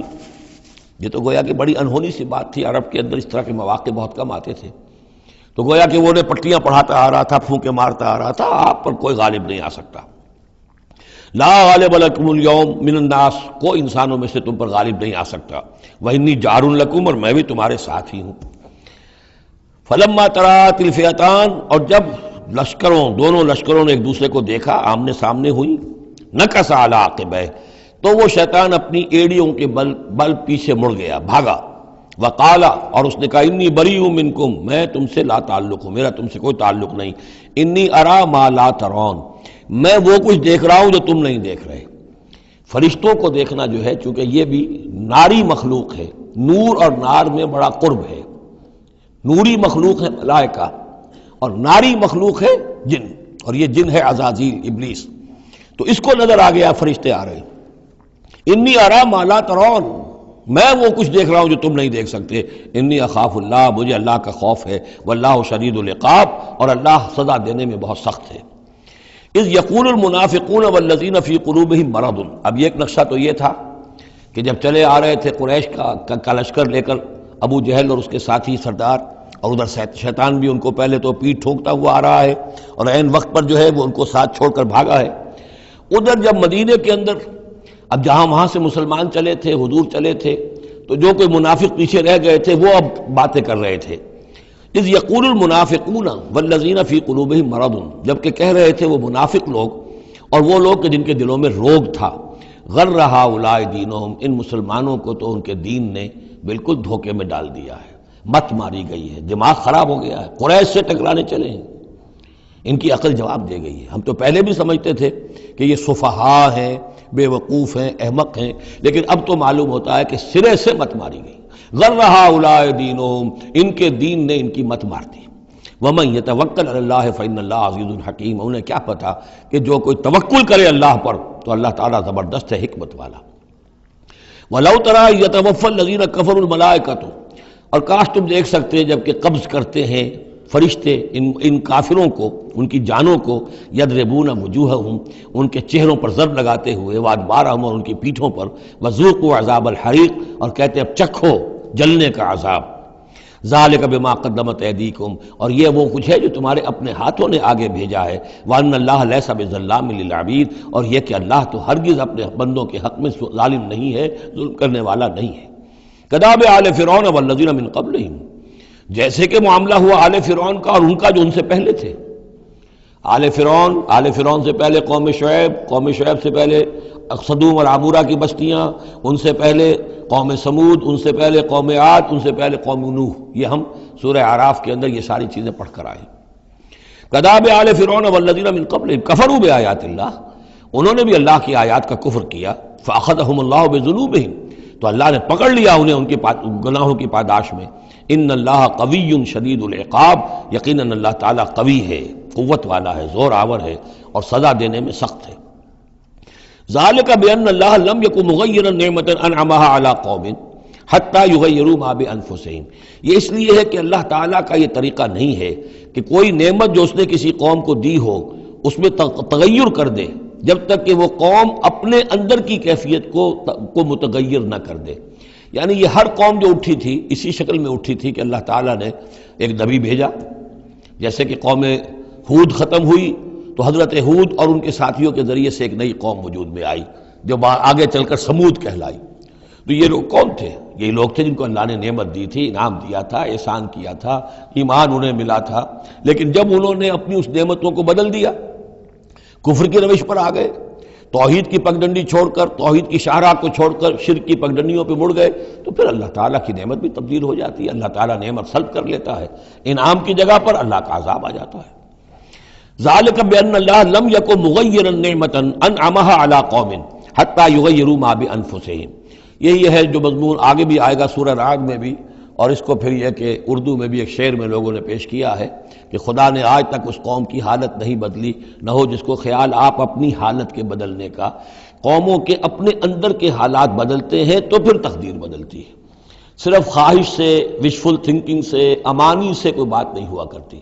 اور قوم ظاہر بات ہے کہ افراد پر مشتمل ہوتی ہے، پہلے کچھ افراد بدلیں گے، ان کے اندر قلب ماہیت ہوگی، ان کا باطن بدلے گا، ان کی سوچ، ان کے نظریات، ان کے خیالات، ان کے مقاصد، ان کی دلچسپیاں، ان کی امنگیں تبدیل ہو جائیں گی۔ یہ اندر کے بدلے ہوئے لوگ جو ہیں جب کثیر تعداد میں ہوں گے تو پھر یہ مل جل کر زور لگائیں گے، طاقت لگائیں گے، معاشرے کو بدل دیں گے، اور پھر یہ اس طریقے سے کہ انقلاب آئے گا۔ چون بجاں در رفت جہاں دیگر شود، جہاں چو دیگر شد جہاں دیگر شود، جب یہ قرآن کسی کے اندر اتر جاتا ہے اس کے اندر ایک تبدیلی آ جاتی ہے، بالکل بدل جاتا ہے انسان اندرونی طور پر، اور یہ اندرونی تبدیلی ہے جو عالمی انقلاب تک ممتد ہو سکتی ہے۔ واللہ وان اللہ سمیع علیم، اللہ سب کچھ سننے والا جاننے والا ہے۔ کداب آل فرعون، جیسے کہ دستور تھا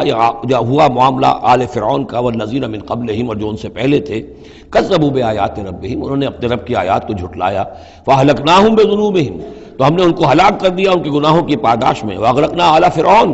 اور آل فرعون کو ہم نے غرق کر دیا، وکل کانوا ظالمین، اور یہ سب کے سب ظالم تھے۔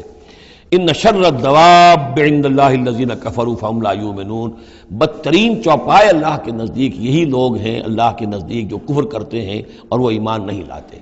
یعنی وہی جو آیت ہم پڑھ چکے سورہ اعراف میں کہ یہ لوگ انسان نظر آتے ہیں، حقیقت میں انسان نہیں ہیں۔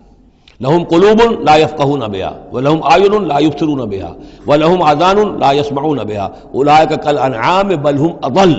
وہ چوپایوں کے مانند ہیں بلکہ ان سے بھی گئے گزرے۔ اس لیے شر الدواب کہا گیا، تمام جانداروں میں اور جمان چوپایوں میں، جانوروں میں سب سے برے لوگ جو ہیں وہ یہ انسان نما حیوان ہیں کہ جن کے اندر عقل نہیں، جن کے اندر شعور نہیں، جو ایمان سے خالی ہیں اور کفر پر اور صرف دنیا کی لذتوں پر ریجھ گئے ہیں۔ الذین عاہدت منہم ثم ینقضون عہدہم فی کل مرۃ وہم لا یتقون، وہ لوگ کہ جن سے آپ نے اے نبی معاہدہ کیا تھا پھر وہ ہر مرتبہ اپنا عہد توڑتے ہیں اور اس کا کوئی ڈر نہیں رکھتے۔ اب یہ اشارہ ہو رہا ہے یہود کی طرف، کیونکہ حضور جب مدینے میں تشریف لائے تو میں نے آپ کو شروع میں بتا دیا تھا کہ آپ نے بہت بڑا یہ سمجھیے کہ اس کو Montgomery what, professor Montgomery what نے جس قدر تعریف کی ہے اس کی، اور سارے جتنے بھی الفاظ ہو سکتے تھے انگریزی زبان میں، اسٹیٹسمین شپ کہ حضور کا معاملہ، فہمی کا معاملہ، تدبر کا معاملہ، سیاست کو سمجھنے کا معاملہ، اس کی بہت بڑی بات یہ ہے کہ آپ نے یہودی قبائل جو تھے تینوں ان کو معاہدوں میں جکڑ لیا۔ تو یہ ایک بہت بڑا آپ کا کارنامہ تھا. لیکن اب ظاہر بات ہے جھگڑے تو وہ گئے، اندر سے وہ دشمنی کرتے تھے، ساز باز کرتے تھے. اوپر معاہدہ ہے، اندر سے ساز باز چل رہی ہے، پیغامات بھیجے جا رہے ہیں قریش کو کہ کیا کر رہے ہیں آپ لوگ، کیوں دیر کر رہے ہیں، کیوں نہیں حملہ کرتے، ہم اندر سے آپ کی مدد کریں گے. تو یہ خدمت ابھی چل رہی تھی. تو فرمایا الذین عاہدت منہم ثم ینقضون عہدہم، وہ لوگ کہ جن سے نبی آپ نے عہد کیا، معاہدے کیے، اور وہ یہ کہ اپنے معاہدے توڑ رہے ہیں، فی کل مرۃ، ہر بار، وہم لا یتقون، اور وہ ڈرتے نہیں ہیں. فإما تثقفنہم فی الحرب، تو اگر آپ پا جائیں انہیں جنگ میں، فشرد بہم من خلفہم، تو ان کو ایسی سزا دیجئے کہ جو پیچھے ہیں ان کے ہوش ٹھکانے آ جائیں، لعلہم یذکرون، تاکہ انہیں عبرت حاصل ہو جائے. یعنی یہ کہ اب ایک تو یہ ہے کہ وہ کوئی صرف ان کی جو ہے وہ وہاں سے خطوط جا آ رہے ہیں، پیغام رسانی ہو رہی ہے، لیکن کہیں اگر ان میں اس کا کوئی شخص جنگ میں بھی پکڑا جائے، واقعتاً وہ جنگ میں شریک ہو جائے، قریش کی طرف سے آ جائے اور پکڑا جائے، تو پھر اس کو وہ سزا دیجئے کہ جو ایک کی سزا جو ہے وہ سینکڑوں کے ہوش ٹھکانے کر دے. یہ ہے مطلب. وَإِمَّا تَسْخَفَنَّهُمْ فِي الْحَرْبِ فَشَرِّدْ بِهِمْ، ایسی سزا ان کو دیجئے من خلفہم، کے جو ان سے پیچھے ہیں ان کے بھی ہوش ٹھکانے ہو جائیں، لعلہم یذکرون، شاید کہ پھر وہ نصیحت پکڑ لیں. وَإِمَّا تَخَافَنَّ مِنْ قَوْمٍ خِيَانَةً، اور اگر آپ کسی کو قومی سطح پر اندیشہ ہو جائے آپ کو کسی سے کہ وہ خیانت پر اتر آئی ہے، یعنی ایک ہے انڈیویجول ایکٹس، بنو قریظہ کا کوئی شخص ہے جو کام کر رہا ہے، بنو قریظہ کا سردار کہے گا صاحب مجھے کیا معلوم، یہ ایک شخص کا انڈیویجول معاملہ ہے، اس نے کوئی خط لکھ دیا ہوگا قریش کو یا کوئی سلسلہ جرمانی کیا ہوگا، لیکن یہ ہمارا اجتماعی معاملہ نہیں ہے، ہم معاہدے کے پابند ہیں. بنو قینقاع کا کوئی شخص ہے، اس نے کر دیا، تو اس کے لیے تو پہلا حکم آ گیا. وہ کہیں اگر مل جائے، جنگ میں مل جائے، کیونکہ ویسے تو اسے ہاتھ نہیں لگا سکتے، معاہدہ ہے ان کے ساتھ، تو معاہدہ ہے، اس کو کیا سزا دیں گے. لیکن یہ کہ جنگ میں کہیں آ جائے، اتنی جرأت کر جائے، تو پھر اس کو وہ سخت سزا دیجیے گا کہ جو پیچھے بیٹھے ہوئے ہیں، جو دورے ہلا رہے ہیں، تارے ہلا رہے ہیں، ان کو بھی ہوش ٹھکانے آ جائے. لیکن یہ کہ اگر آپ کو اندیشہ ہو جائے کہ کوئی قبیلہ جو ہے وہ خلاف ورزی کرنے پر اتر آیا ہے، خیانت کرنے پر اتر آیا ہے، وَإِمَّا تَخَافَنَّ مِنْ قَوْمٍ خِيَانَةً، کسی کی طرف سے خیانت کا آپ کو اندیشہ ہی ہو جائے، فَانبِذْ إِلَيْهِمْ عَلَىٰ سَوَاءٍ، تو پھر پھینک دیجئے ان کی طرف کھلم کھلا، یعنی پھر معاہدے کو ایبروگیٹ کیجئے، کہہ دیجئے کہ آج سے ہمارا کوئی معاہدہ نہیں. یہ نہیں ہے کہ معاہدہ بھی قائم رہے اور آپ ان کے خلاف اقدام بھی کر دیں، یہ صحیح نہیں. اس لیے کہ یہ مقام جو ہے اخلاقی اعتبار سے بھی غلط ہے، اور خاص طور پر آپ کا مقام، مقام نبوت، اس کے اعتبار سے کسی درجے میں بھی نہیں ہے کہ کسی قوم کے ساتھ معاہدہ بھی ہے، آپ کو اندیشہ ہے کہ وہ خیانت کر رہے ہیں، تو آپ کھلم کھلا اعلان کر دیجئے کہ آج سے میرا اور تمہارا کوئی معاہدہ نہیں، پھر اقدام کیجئے. لیکن یہ کہ بغیر اس اعلان کے کوئی اقدام کرنا ان کے خلاف، یہ در حقیقت اللہ تعالیٰ جو اخلاق چاہتا ہے اہل ایمان کے، اس کے منافی ہے. وَإِمَّا تَخَافَنَّ مِنْ قَوْمٍ خِيَانَةً فَانبِذْ إِلَيْهِمْ عَلَىٰ سَوَاءٍ. اصل میں یہی وہ بات تھی جس کے حوالے سے مولانا مودودی مرحوم نے 1948 میں یہ جو جہاد کشمیر اس وقت ہو رہا تھا اس کے بارے میں رائے ظاہر کی تھی کہ ہندوستان کے ساتھ ہمارے سفارتی تعلقات ہیں، بھارت کے ساتھ ہمارا سارا معاملہ معاہدات کے اوپر چل رہا ہے. پھر اگر یہ کہ معاملہ جو ہے دوسری طرف ہم یہ شکل کر رہے ہیں کہ وہاں پر جنگ کا معاملہ کر رہے ہیں، تو یہ غلط ہے، شریعت کی روح سے، قرآن کی روح سے غلط ہے. ہمیں کھلم کھلا اعلان کرنا چاہیے، جو بھی ہو اللہ تعالیٰ پر بھروسہ رکھنا چاہیے، کھل کر سامنے آنا چاہیے. یہ یا کہ میز کے اوپر تو معاہدہ ہے، ہاتھ مل رہے ہیں اور میز کے نیچے سے ٹانگیں گھسیٹی جا رہی ہیں، یہ دنیا داروں کا دھندا تو ٹھیک ہے، لیکن اسلام کی روح سے ایک اسلام کے نام پر بننے والی مملکت کی حکومت کا یہ طرز عمل درست نہیں ہے. یہ تھا وہ معاملہ جو سن 48 میں مولانا مودودی نے یہ رائے ظاہر کی تھی، اور اس پر پھر کافی ان کے خلاف جو ہیں عوامی جذبات جو ہیں وہ بہت جو ہے اس وقت بہت بلند ہو گئے تھے، مشتعل ہو گئے تھے، اس لیے کہ عوام کی اپنی سوچ ہوتی ہے.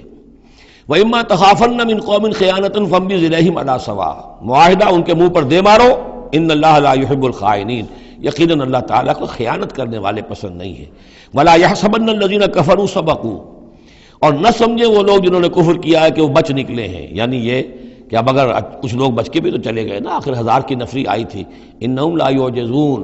یہ جو بچ کر چلے گئے وہ یہ نہ سمجھے کہ وہ اللہ کو عاجز کر دیں گے، وہ عاجز نہیں کر سکیں گے.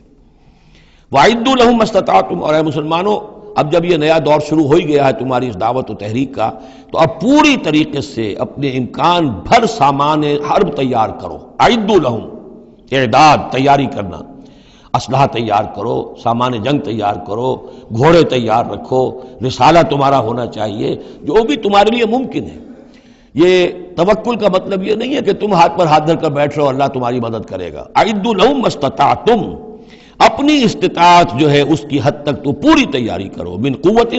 طاقت سے بھی، ومن رباط الخیل، اور پلے ہوئے گھوڑوں کے ذریعے سے بھی. اس لیے کہ اس زمانے میں جنگ کے لیے سب سے زیادہ جو مؤثر شے تھی آپ کو معلوم ہے وہ گھوڑا، تیز رفتار ہے.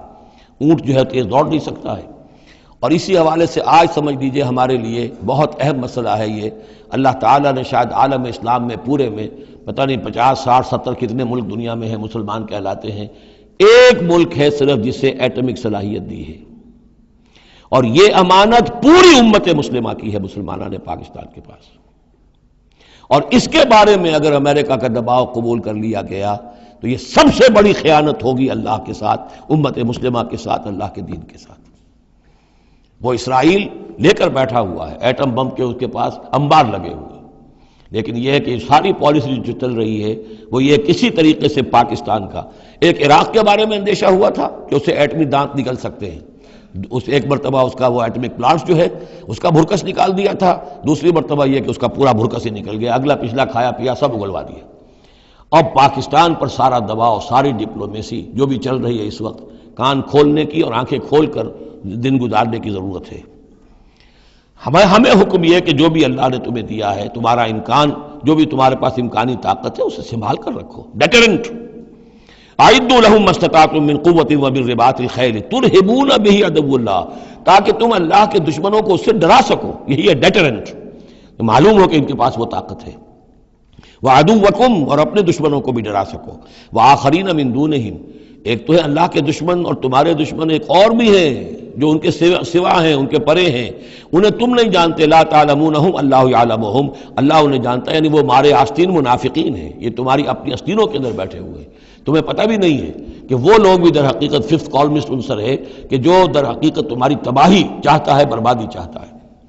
وما تنفقوا من شیء، اب ظاہر بات ہے کہ اگر ساز و سامان فراہم کرنا ہے، اسلحہ فراہم کرنا ہے، اور ساز و سامان کے لیے جو ہے گھوڑے تیار کرنے ہیں تو انفاق کرنا پڑے گا. انفقوا مما رزقناکم وما تنفقوا من شیء فی سبیل اللہ یوفی الیکم، اور دیکھو جو کچھ بھی تم خرچ کرو گے اللہ کی راہ میں وہ پورا پورا تمہیں مل جائے گا، پورا پورا دیا جائے گا. وانتم لا تظلمون، اور تم پر کوئی زیادتی نہیں ہوگی، تمہاری کوئی حق تلفی نہیں ہوگی. تم دو تو صحیح. اب وہ پورے 2 رکوع ذہن میں لے آئیے جو سورہ بقرہ میں ہم نے پڑھے تھے کہ اگر کوئی شخص اللہ کی راہ میں مال خرچ کرتا ہے، فی سبیل اللہ خرچ کرتا ہے، تو جیسے ایک دانہ جو ہے وہ زمین کے اندر ڈال دیتے ہو، اس سے جو ایک پودا نکلتا ہے اس میں سٹے ہوتے ہیں، 7 سٹے ہیں، اور ہر سٹے کے اندر 100 دانے ہیں، تو وہ ایک دانہ 700 دانے پیدا کر رہا ہے. اور اللہ تعالیٰ جس کو چاہے گا 700 گنا سے بھی زیادہ اجر و ثواب دے گا. کہاں سیت کر رکھ رہے ہو اپنے پیسے، خرچ کر دو اسے. اس لیے کہ اب اس دعوت کا اور اس تحریک کا اور محمد رسول اللہ کی جو جد و جہد ہے اس کا وہ مرحلہ آ گیا ہے کہ اب ساز و سامان اور کیل کانٹے سے لیس ہونا ضروری ہے. وَأَعِدُّوا لَهُم مَّا اسْتَطَعْتُم مِّن قُوَّةٍ وَمِن رِّبَاطِ الْخَيْلِ ترهبون به عدو اللہ وعدوکم وآخرین من دونہم لا تعلمونہم اللہ یعلمہم وما تنفقوا من شیء فی سبیل اللہ یوفی الیکم وانتم لا تظلمون. وَإِن جَنَحُوا لِلسَّلْمِ فَانْجَحْ لَهَا، اور اے نبی اگر وہ اپنے بازو اپنے کندھے نیچے گرا دے امن کے لیے، صلح کے لیے، اگر قریش آمادہ ہو جاتے ہیں تو آپ بھی جھک جائیے، کوئی بات نہیں، صلح کر لیجیے. وَتَوَکَّلْ عَلَى اللَّهِ، اللہ پر توکل کیجیے. یعنی یہ کہ اگر وہ صلح کرنے کے اوپر آمادہ ہے صلح کر لیجئے، اور ڈریے نہیں کہ ہو سکتا ہے وہ چال چل رہے ہوں، نہیں، صلح کا جواب صلح سے دیجئے، لیکن یہ کہ اللہ پر توکل کیجئے. وَهُوَ السَّمِيعُ العلیم، وہ سب کچھ إِنَّهُ هُوَ السَّمِيعُ العلیم، یقیناً وہ سب کچھ سننے والا اور جاننے والا ہے.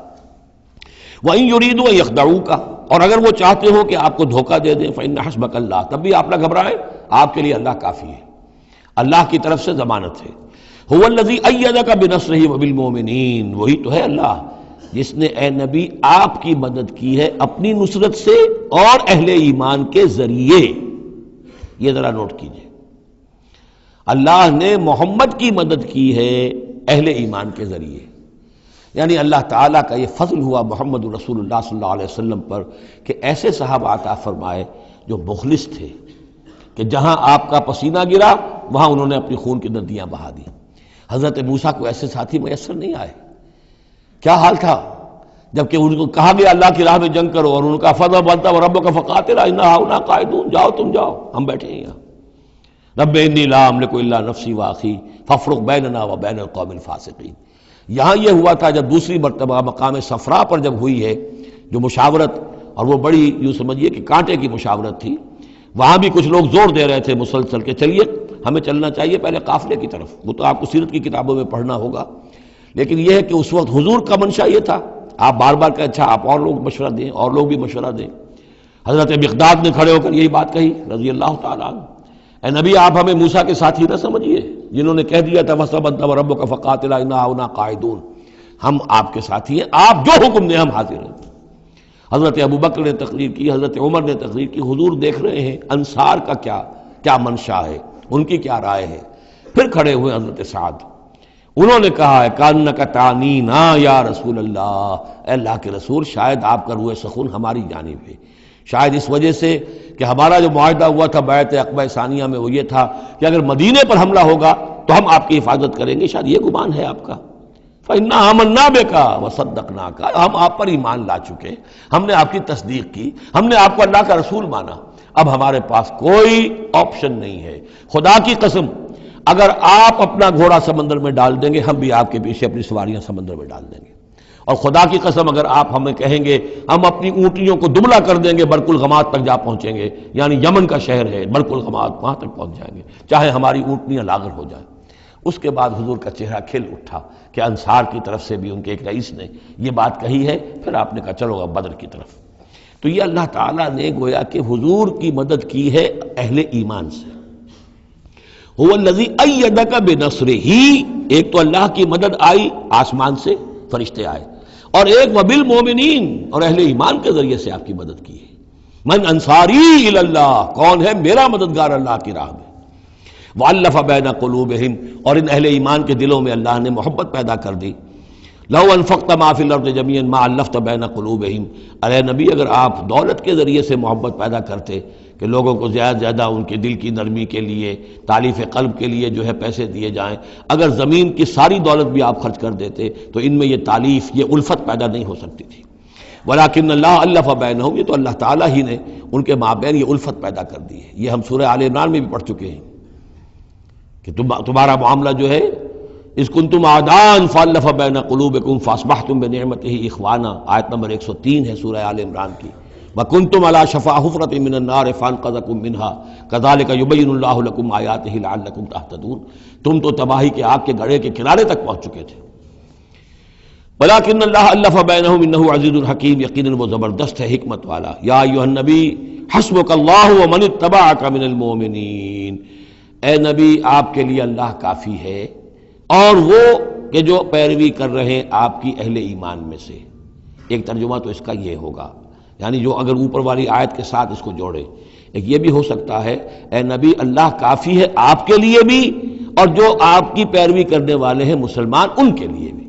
ان کے لیے بھی اللہ کفایت کرتا ہے، ان کی مدد کے لیے، ان کو سہارا دینے کے لیے۔ تو یہ ایسی کنسٹرکشن ہے جملے کی کہ دونوں معنی لیے جا سکتے ہیں۔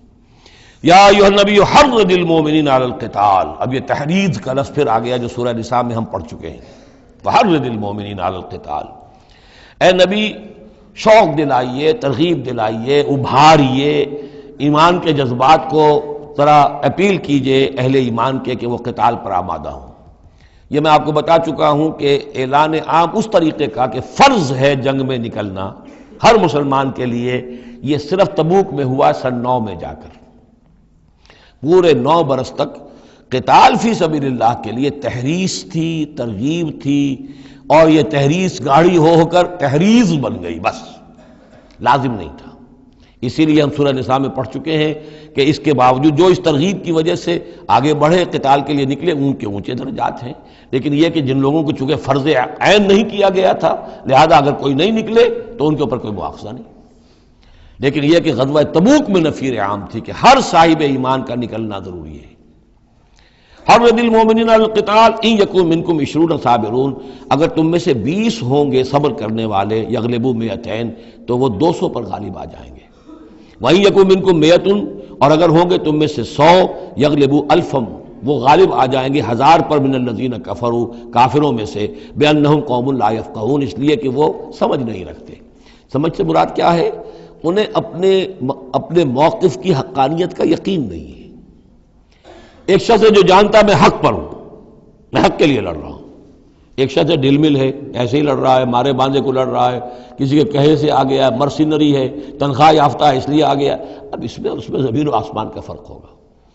تو ان لوگوں کو چونکہ وہ شے حاصل نہیں ہے، لہذا ان کی حالت کیا ہے کہ اگر آپ 10 ہوں گے 100 پر غالب آ جائیں گے.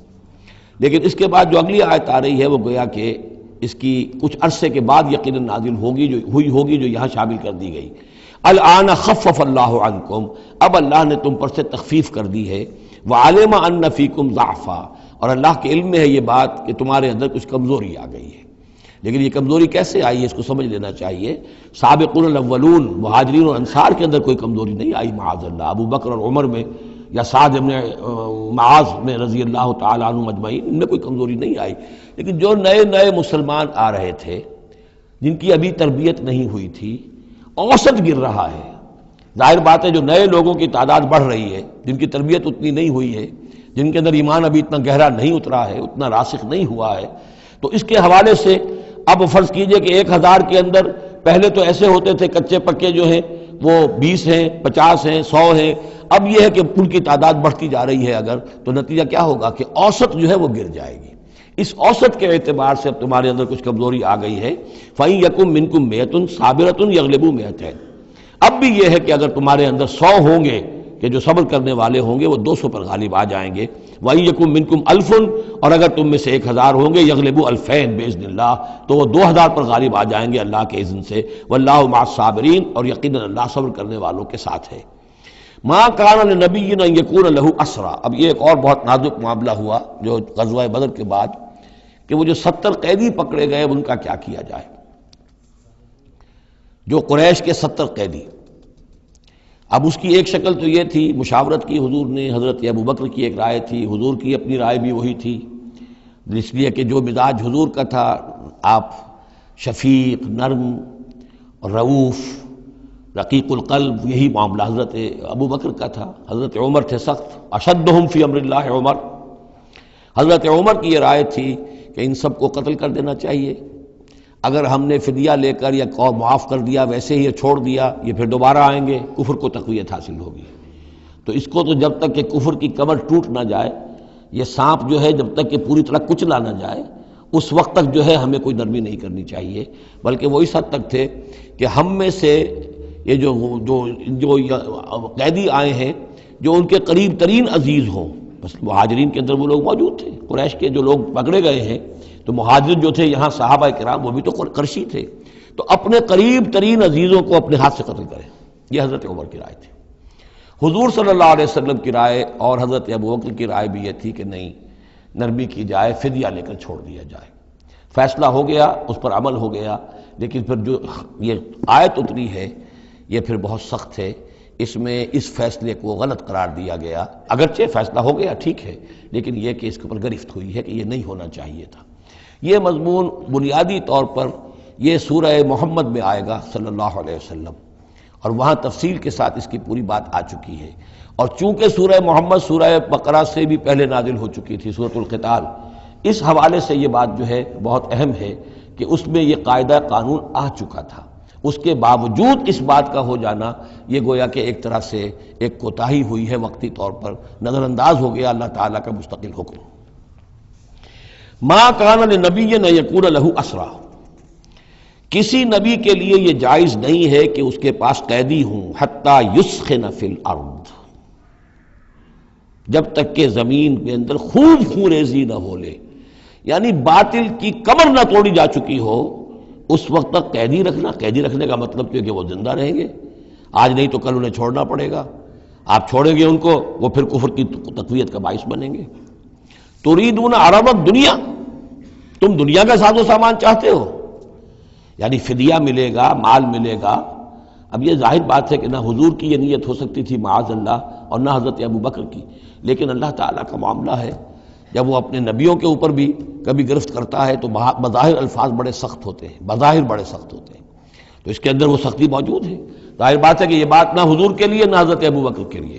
تريدون عرض الدنیا، تم دنیا کا سامان چاہتے ہو، واللہ یرید الآخرہ، اللہ کے پیش نظر آخرت ہے. سورہ محمد کی آیت نمبر 4 میں یہ پورا قانون آئے گا، ہم وہاں پڑھ لیں گے. واللہ عزیز حکیم، اور اللہ تعالی عزیز اور حکیم ہے۔ لولا کتاب من اللہ سبقہ، اگر نہ ہوتی بات اللہ کی طرف سے جو پہلے سے آ چکی تھی، یعنی سورہ محمد کی آیت نمبر 4، اس میں ایک امکان نکلتا تھا اس کی تعبیر کا، اگرچہ تعبیر کے اندر میرے نزدیک غلطی ہوئی ہے، لیکن پھر بھی ایک اس کے اندر امکان موجود تھا جس کو کہ استعمال کیا ہے محمد الرسول اللہ صلی اللہ علیہ وسلم سے۔ لولا کتاب من اللہ سبقہ،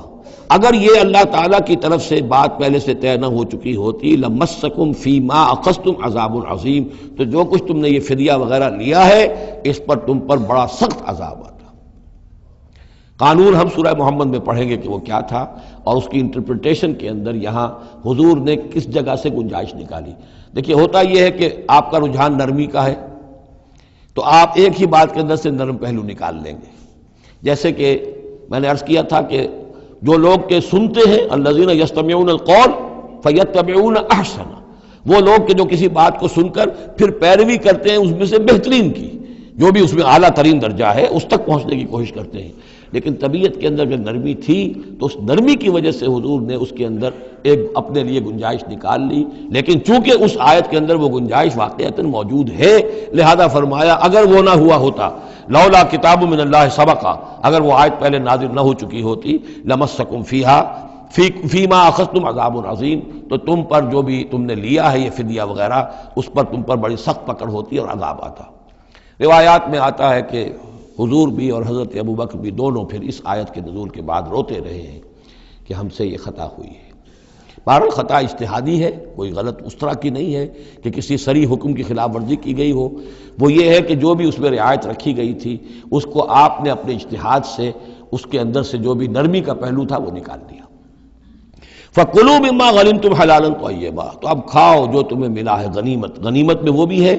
جو عین جنگ کے موقع پر مال غنیمت ملا، اور جو فدیہ اب مل رہا ہے وہ بھی غنیمت ہے۔ حلالا طیبا، کھاؤ اس میں کوئی اب تمہیں ہچکچاہٹ نہ ہو، حلال اور طیب ستھرا۔ واتقوا اللہ، اللہ کا تقوی اختیار کرو، ان اللہ غفور الرحیم، یقیناً اللہ تعالیٰ بخشنے والا رحم فرمانے والا ہے۔ یا ایھا النبی قل لمن فی ایدیکم من الاسریٰ، اے نبی کہہ دیجئے ان لوگوں سے جو آپ کے قبضے میں ہیں قیدی۔ اب قیدیوں میں جان لیجئے حضرت عباس ابن عبد المطلب بھی تھے رضی اللہ عنہ، جو حضور کے چچا تھے۔ گمان غالب یہ ہے کہ وہ ایمان تو لا چکے تھے، اپنے ایمان کا اعلان نہیں کیا تھا، لہذا جنگ میں کفار کے ساتھ ہو کر آئے تھے، وہ بھی گرفتار تھے۔ اور بھی کچھ لوگ تھے کہ جن کے بارے میں حضور جانتے تھے کہ یہ لوگ جو ہے اپنی دلی خواہش سے نہیں آئے ہیں، بلکہ یہ کہ اپنے سرداروں کے دباؤ کی وجہ سے آئے ہیں، لیکن قانون تو قانون ہے۔ تو اس طریقے کا معاملہ جب ہوا ہے، اور پھر حضور کے اپنے اقدامات، وہ قیدی ہیں ابو العاص، ان کی بڑی صاحبزادی زینب رضی اللہ تعالی عنہ نے پھر ان کے لیے اپنا وہ ہار بھیجا ہے جو حضرت خدیجہ نے انہیں شادی کے موقع پر دیا تھا۔ تو یہ ایسی کیفیات ہیں، ہم جب پڑھتے ہیں ان چیزوں کے تو ہمارے لیے تو ایک تعلق جو ہے وہ ایک ماضی کی تاریخ کے قصوں کی ہے، وہاں تو یہ خونی رشتے بھی تھے، تعلقات بھی تھے، ایک ہی خاندان ہے، ایک ہی قبیلہ ہے، اسی کے لوگ آئے ہوئے ہیں۔ تو اب حضور کے دل میں جو ہے اس وقت سنا یہ ہے کہ جب رات کے وقت کراہ رہے تھے حضرت عباس، انہیں باندھا ہوا تھا، سخت ظاہر بات ہے قیدیوں کو جکڑا ہوا ہے رسیوں کے اندر، تو ان کے جو کچھ اتنا بند تھے کہ سخت تھے، وہ جو بند تھے جن میں بندھے ہوئے تھے کہ کراہ رہے تھے، تو حضور نے کہا تمام قیدیوں کے بند ڈھیلے کر دو۔ یہ نہیں کہا کہ صرف عباس کا بند ڈھیلا کر دو، بلکہ آپ نے ان کی کراہنے کی آواز سن کر پھر آپ نے فرمایا سب کے بند ڈھیلے کرو، اتنا سخت ان کو نہ باندھو۔ تو اس طرح کا معاملہ جو ہے اس کو ذہن میں رکھیے۔ یا ایھا النبی قل لمن فی ایدیکم من الاسریٰ، کہہ دیجئے ان سے جو آپ کے ہاتھ میں اب قیدی ہیں، ان یعلم اللہ فی قلوبکم خیرا، دیکھو اگر جو کچھ تمہارے دلوں میں ہے اللہ کے علم میں ہے کہ وہ خیر ہے، یؤتکم خیرا مما اخذ منکم، تو جو کچھ تم سے اس وقت لیا گیا ہے اس سے بہتر اللہ تمہیں دے دے گا۔ یعنی یہ کہ نیت کا معاملہ تمہارا اور اللہ کے مابین ہے، ہمارا معاملہ قانون کا ہے۔ تم آئے کفار کے ساتھ جنگ کرتے ہوئے آئے ہو، پکڑے گئے ہو، اب ان میں کوئی ڈسکریمنیشن نہیں ہو سکتی۔ کوئی شخص کہے کہ نہیں صاحب میں تو مجبوراً آیا تھا، اور میں تو کسی کے کہنے میں آیا تھا، اور میں تو حقیقت میں تو اسلام لا چکا تھا، یہ بات جو ہے اب نہیں چلے گی۔ لہذا یہ ضرور ہے کہ اگر تمہارے دل میں کوئی خیر ہے، کوئی بھلائی ہے، اور اس وقت یہ کہ تم سمجھتے ہو کہ تم اس صورتحال میں مجبوراً پھنس گئے ہو اور تمہیں فدیہ ادا کرنا پڑ رہا ہے، تو اللہ تعالیٰ تمہیں اس سے کہیں زیادہ دے دے گا کہ جو آج تمہیں فدیے میں دینا پڑ رہا ہے۔ ظاہر بات ہے کہ وہاں بیویوں کو خبریں پہنچی، انہوں نے اپنے زیور بھیجے ہیں، حضرت زینب رضی اللہ تعالی عنہ نے بھی اپنا زیور بھیجا، ہار بھیجا ہے، اور حضور کی آنکھوں میں آنسو آ گئے جب آپ نے وہ ہار دیکھا، حضرت خدیجہ کا ہار رضی اللہ تعالی عنہ۔ وہ پوری زندگی جو آپ کی گزری تھی حضرت خدیجہ کے ساتھ، وہ ساری آنکھوں میں نگاہوں کے سامنے آ گئی، جو ان کی وفاداری تھی اور جو انہوں نے خدمت کی تھی، وفا شعاری کی تھی۔ تو اس کے بعد مسلمانوں سے کہا کہ یہ ماں کی یادگار تھی بیٹی کے پاس، اگر آپ لوگ اجازت دیں تو یہ اس کو واپس کر دیا جائے، تو اس کو پھر لوگوں کی اجازت سے وہ ہار واپس کیا گیا۔ تو یہ سارے جو جذباتی معاملات تھے ان کو اچھے سے سمجھیے کہ ہم پڑھتے ہوئے ان چیزوں کو سمجھتے ہیں کہ جیسے ایک بس تاریخ کا ایک واقعہ ہے، اس کے ساتھ جو احساسات، جذبات، جو اس کے ساتھ اور فوری جو اس وقت کی کیفیات تھی، اس کا ہمارے لیے اکثر و بیشتر تو ممکن ہی نہیں کہ تصور کر سکے۔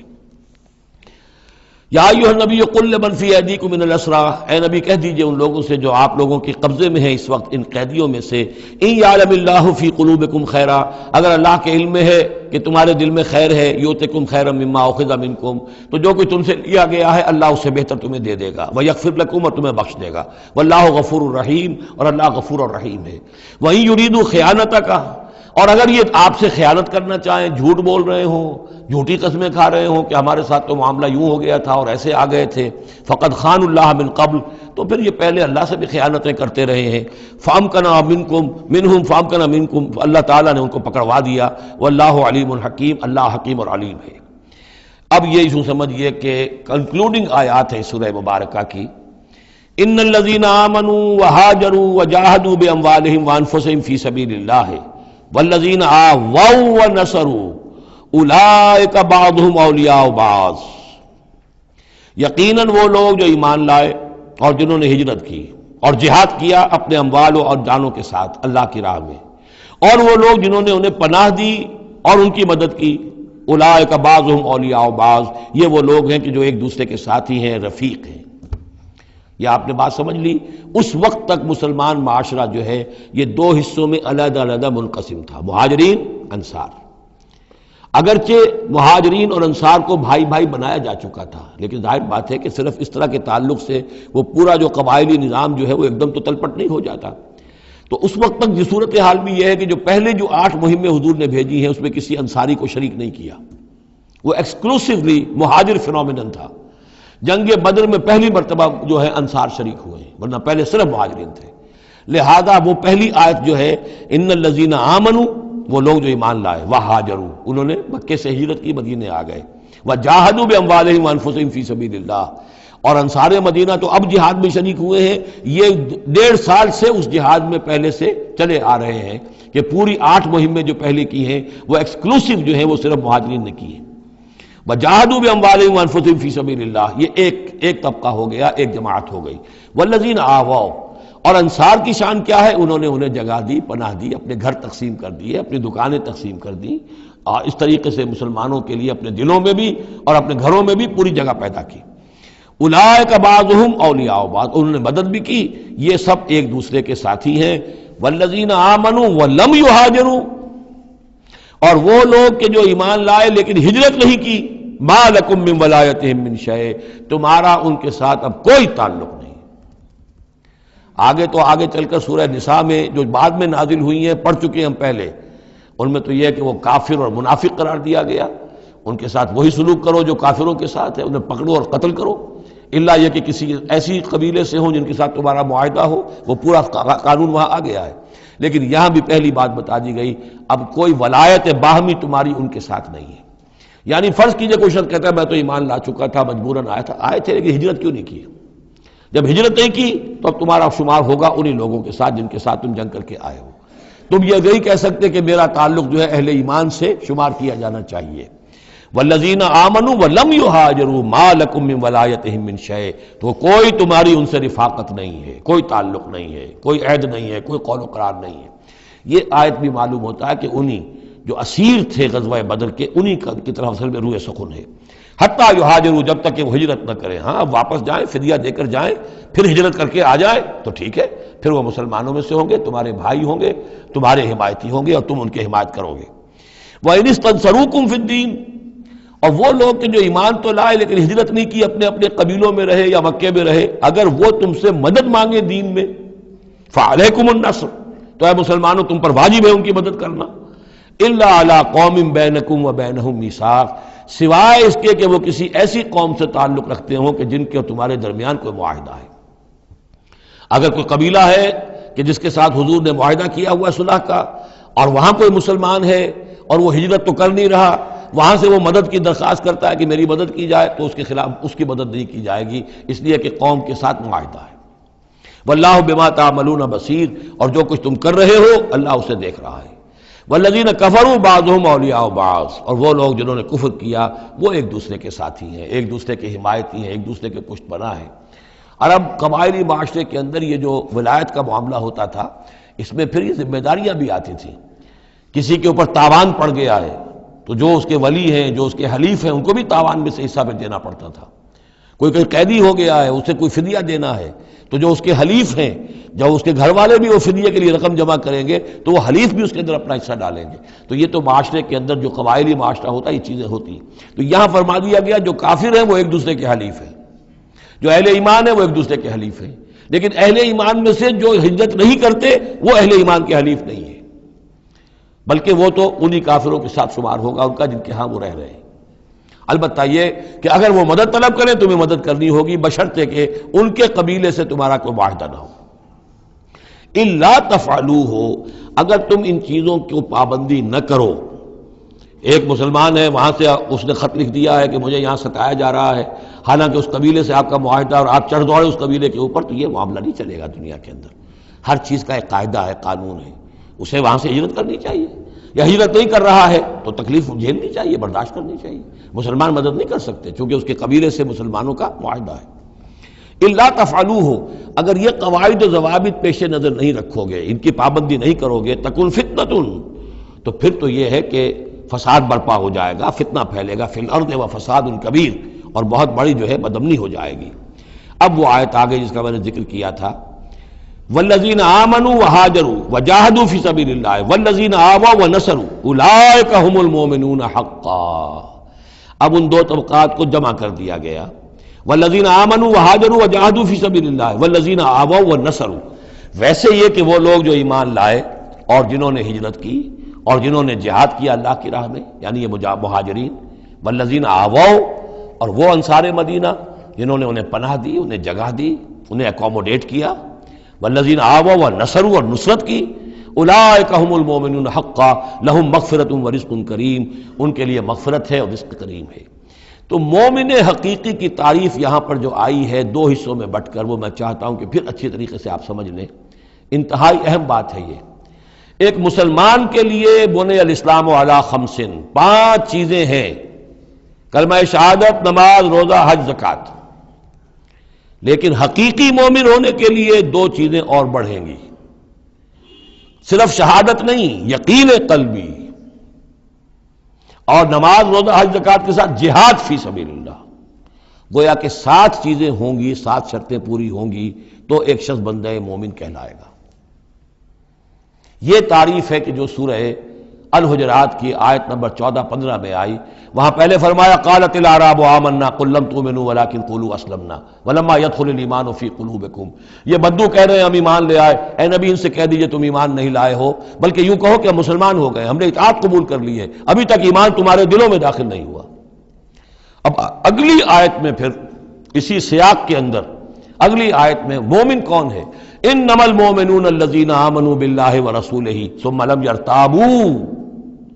مومن تو وہ ہیں جو ایمان لائیں اللہ پر، اس کے رسول پر، پھر شک نہ باقی رہے، یقین بن جائے۔ اور دوسرے وجاہدوا باموالہم وانفسہم فی سبیل اللہ، اور وہ جہاد کریں اللہ کی راہ میں اپنی جانوں اور مالوں کے ساتھ۔ اولئک ھم الصادقون، صرف وہ سچے ہیں۔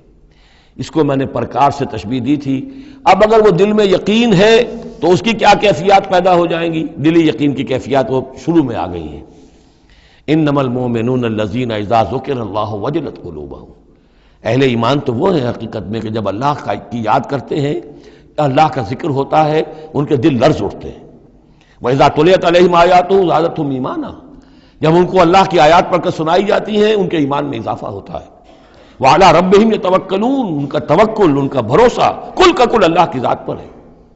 الذین یقیمون الصلاۃ ومما رزقناہم ينفقون، اور وہ لوگ جو نماز قائم کرتے ہیں اور انفاق کرتے ہیں اللہ کی راہ میں اس میں سے جو ہم نے دیا. اولئک هم المؤمنون حقا، یہ ہے سچے مومن، پکے مومن. لیکن یہ مومن کی شخصیت کی تصویر کا ایک رخ ہے. بدقسمتی سے ہمارے ہاں یہ دو رخ علیحدہ ہو گئے. معاملہ یہ ہے کہ یہ ہے ایک ورق، اس ورق کا ایک صفحہ یہ ہے، ایک صفحہ یہ ہے، یہ انسیپریبل ہے، صفحات کو جدا نہیں کر سکتے آپ. ورق ایک ہے، اس کا ایک رخ یہ ہے صفحہ، ایک رخ یہ ہے صفحہ. مومن کی شخصیت کا ایک صفحہ، اس کی تصویر کا ایک رخ یہ ہے، دل میں یقین ہے، اللہ کی یاد کرتا ہے، دل لرزتا ہے، آیات قرآنی پڑھتا ہے یا سنتا ہے، دل میں ایمان بڑھتا ہے، ہر معاملے میں توکل، اس کا بھروسہ اللہ کی ذات پر ہے، نماز قائم کیے ہوئے ہے، زکوٰۃ ادا کرتا ہے، اللہ کی راہ میں خرچ کرتا ہے. یہ شخصیت کا ایک رخ ہو گیا. اولئک هم المؤمنون حقا. لیکن یہ ایک رخ ہے، اور دوسرا رخ کیا ہے؟ وہ ہم والذین آمنوا وہاجروا وجاہدوا فی سبیل اللہ والذین آووا ونصروا اولئک هم المؤمنون حقا. اور وہ لوگ جو ایمان لائے، جنہوں نے ہجرت کی، جنہوں نے جہاد کیا اللہ کی راہ میں، اور وہ لوگ جنہوں نے انہیں جگہ دی، پناہ دی اور ان کی مدد کی، یہ ہے مومن سچے. تو تصویر کے ان دونوں رخوں کو جوڑیے، یہ ہے اصل میں جو آج کی ضرورت ہے. صحابہ کرام کی شخصیتوں میں یہ دونوں رخ تھے. جیسے زوال آیا ہمارے ہاں، اڑائے کچھ ورق لالے نے، کچھ نرگس نے، کچھ گل نے، چمن میں ہر طرف بکھری ہوئی ہے داستاں میری، دین کے حصے بکھرے ہو گئے. کوئی حلقے ذکر کے ہیں تو ان کو جہاد وغیرہ سے کوئی غرض نہیں، کوئی جہادی تحریکیں ہیں تو ان کے اندر جو ہے وہ دوسری کیفیات نہیں. اس طرح کے معاملات جو ہے تقسیم ہو چکے ہیں. جب تک کہ یہ مکمل شخصیتیں وجود میں نہیں آئیں گی، یہ ظاہر بات ہے صحابہ کی کمیت کے اعتبار سے تو وہاں تک نہیں پہنچ سکتے، لیکن ان کا عکس تو ہو، اس طرح کی کیفیت متوازن طریقے پر. اگر 25% ادھر ہے 25% ادھر بھی ہو، 10% ادھر ہے 10% ادھر بھی ہو، لیکن ایک ہی طرف 70% ہو جائے، دوسری طرف 0 ہو، وہ معاملہ گڑبڑ ہے. یہ دونوں جو رخ ہے شخصیت کے، ان کو جمع کرنے کی ضرورت ہے. اولئک هم المؤمنون حقا لهم مغفرۃ ورزق کریم. ان کے لیے مغفرت ہے اور رزق کریم ہے. اللہم ربنا اجعلنا منہم، اللہم ربنا اجعلنا منہم والذین آمنوا من بعد وہاجروا وجاہدوا. اور جو لوگ بعد میں ایمان لائے یا لائیں گے اور ہجرت کریں، جہاد کریں، وجاہدوا معکم، تمہارے ساتھ ہو کر جہاد کریں، فاولئک منکم، تو اے مسلمانوں وہ تم ہی میں سے ہیں، تمہاری جماعت، تمہاری امت حزب اللہ کے حصے ہوں گے. وَأُولُو الْأَرْحَامِ بَعْضُهُمْ أَوْلَىٰ بِبَعْضٍ فِي کتاب اللہ. البتہ اللہ کا جو قانون ہے، جو شریعت ہے، مثلا جو وراثت کا معاملہ ہے، اس کا تعلق جو اولو الارحام کے ساتھ ہے. یہ جو بھائی چارہ تھا اس کے بنا پر وراثت نہیں ہے. وراثت ہوگی وہی جو رحمی رشتے ہیں جن کے بنا پر کہ وراثت کا قانون بنا دیا گیا. اولو الارحام بعضهم اولیٰ ببعض فی کتاب اللہ. اللہ کی شریعت کے ضابطے کے قانون میں بہرحال جو رحمی رشتے ہیں وہ یقیناً مقدم ہیں. ان اللہ بکل شیء علیم. یقیناً اللہ تعالی ہر چیز کا علم رکھتا ہے.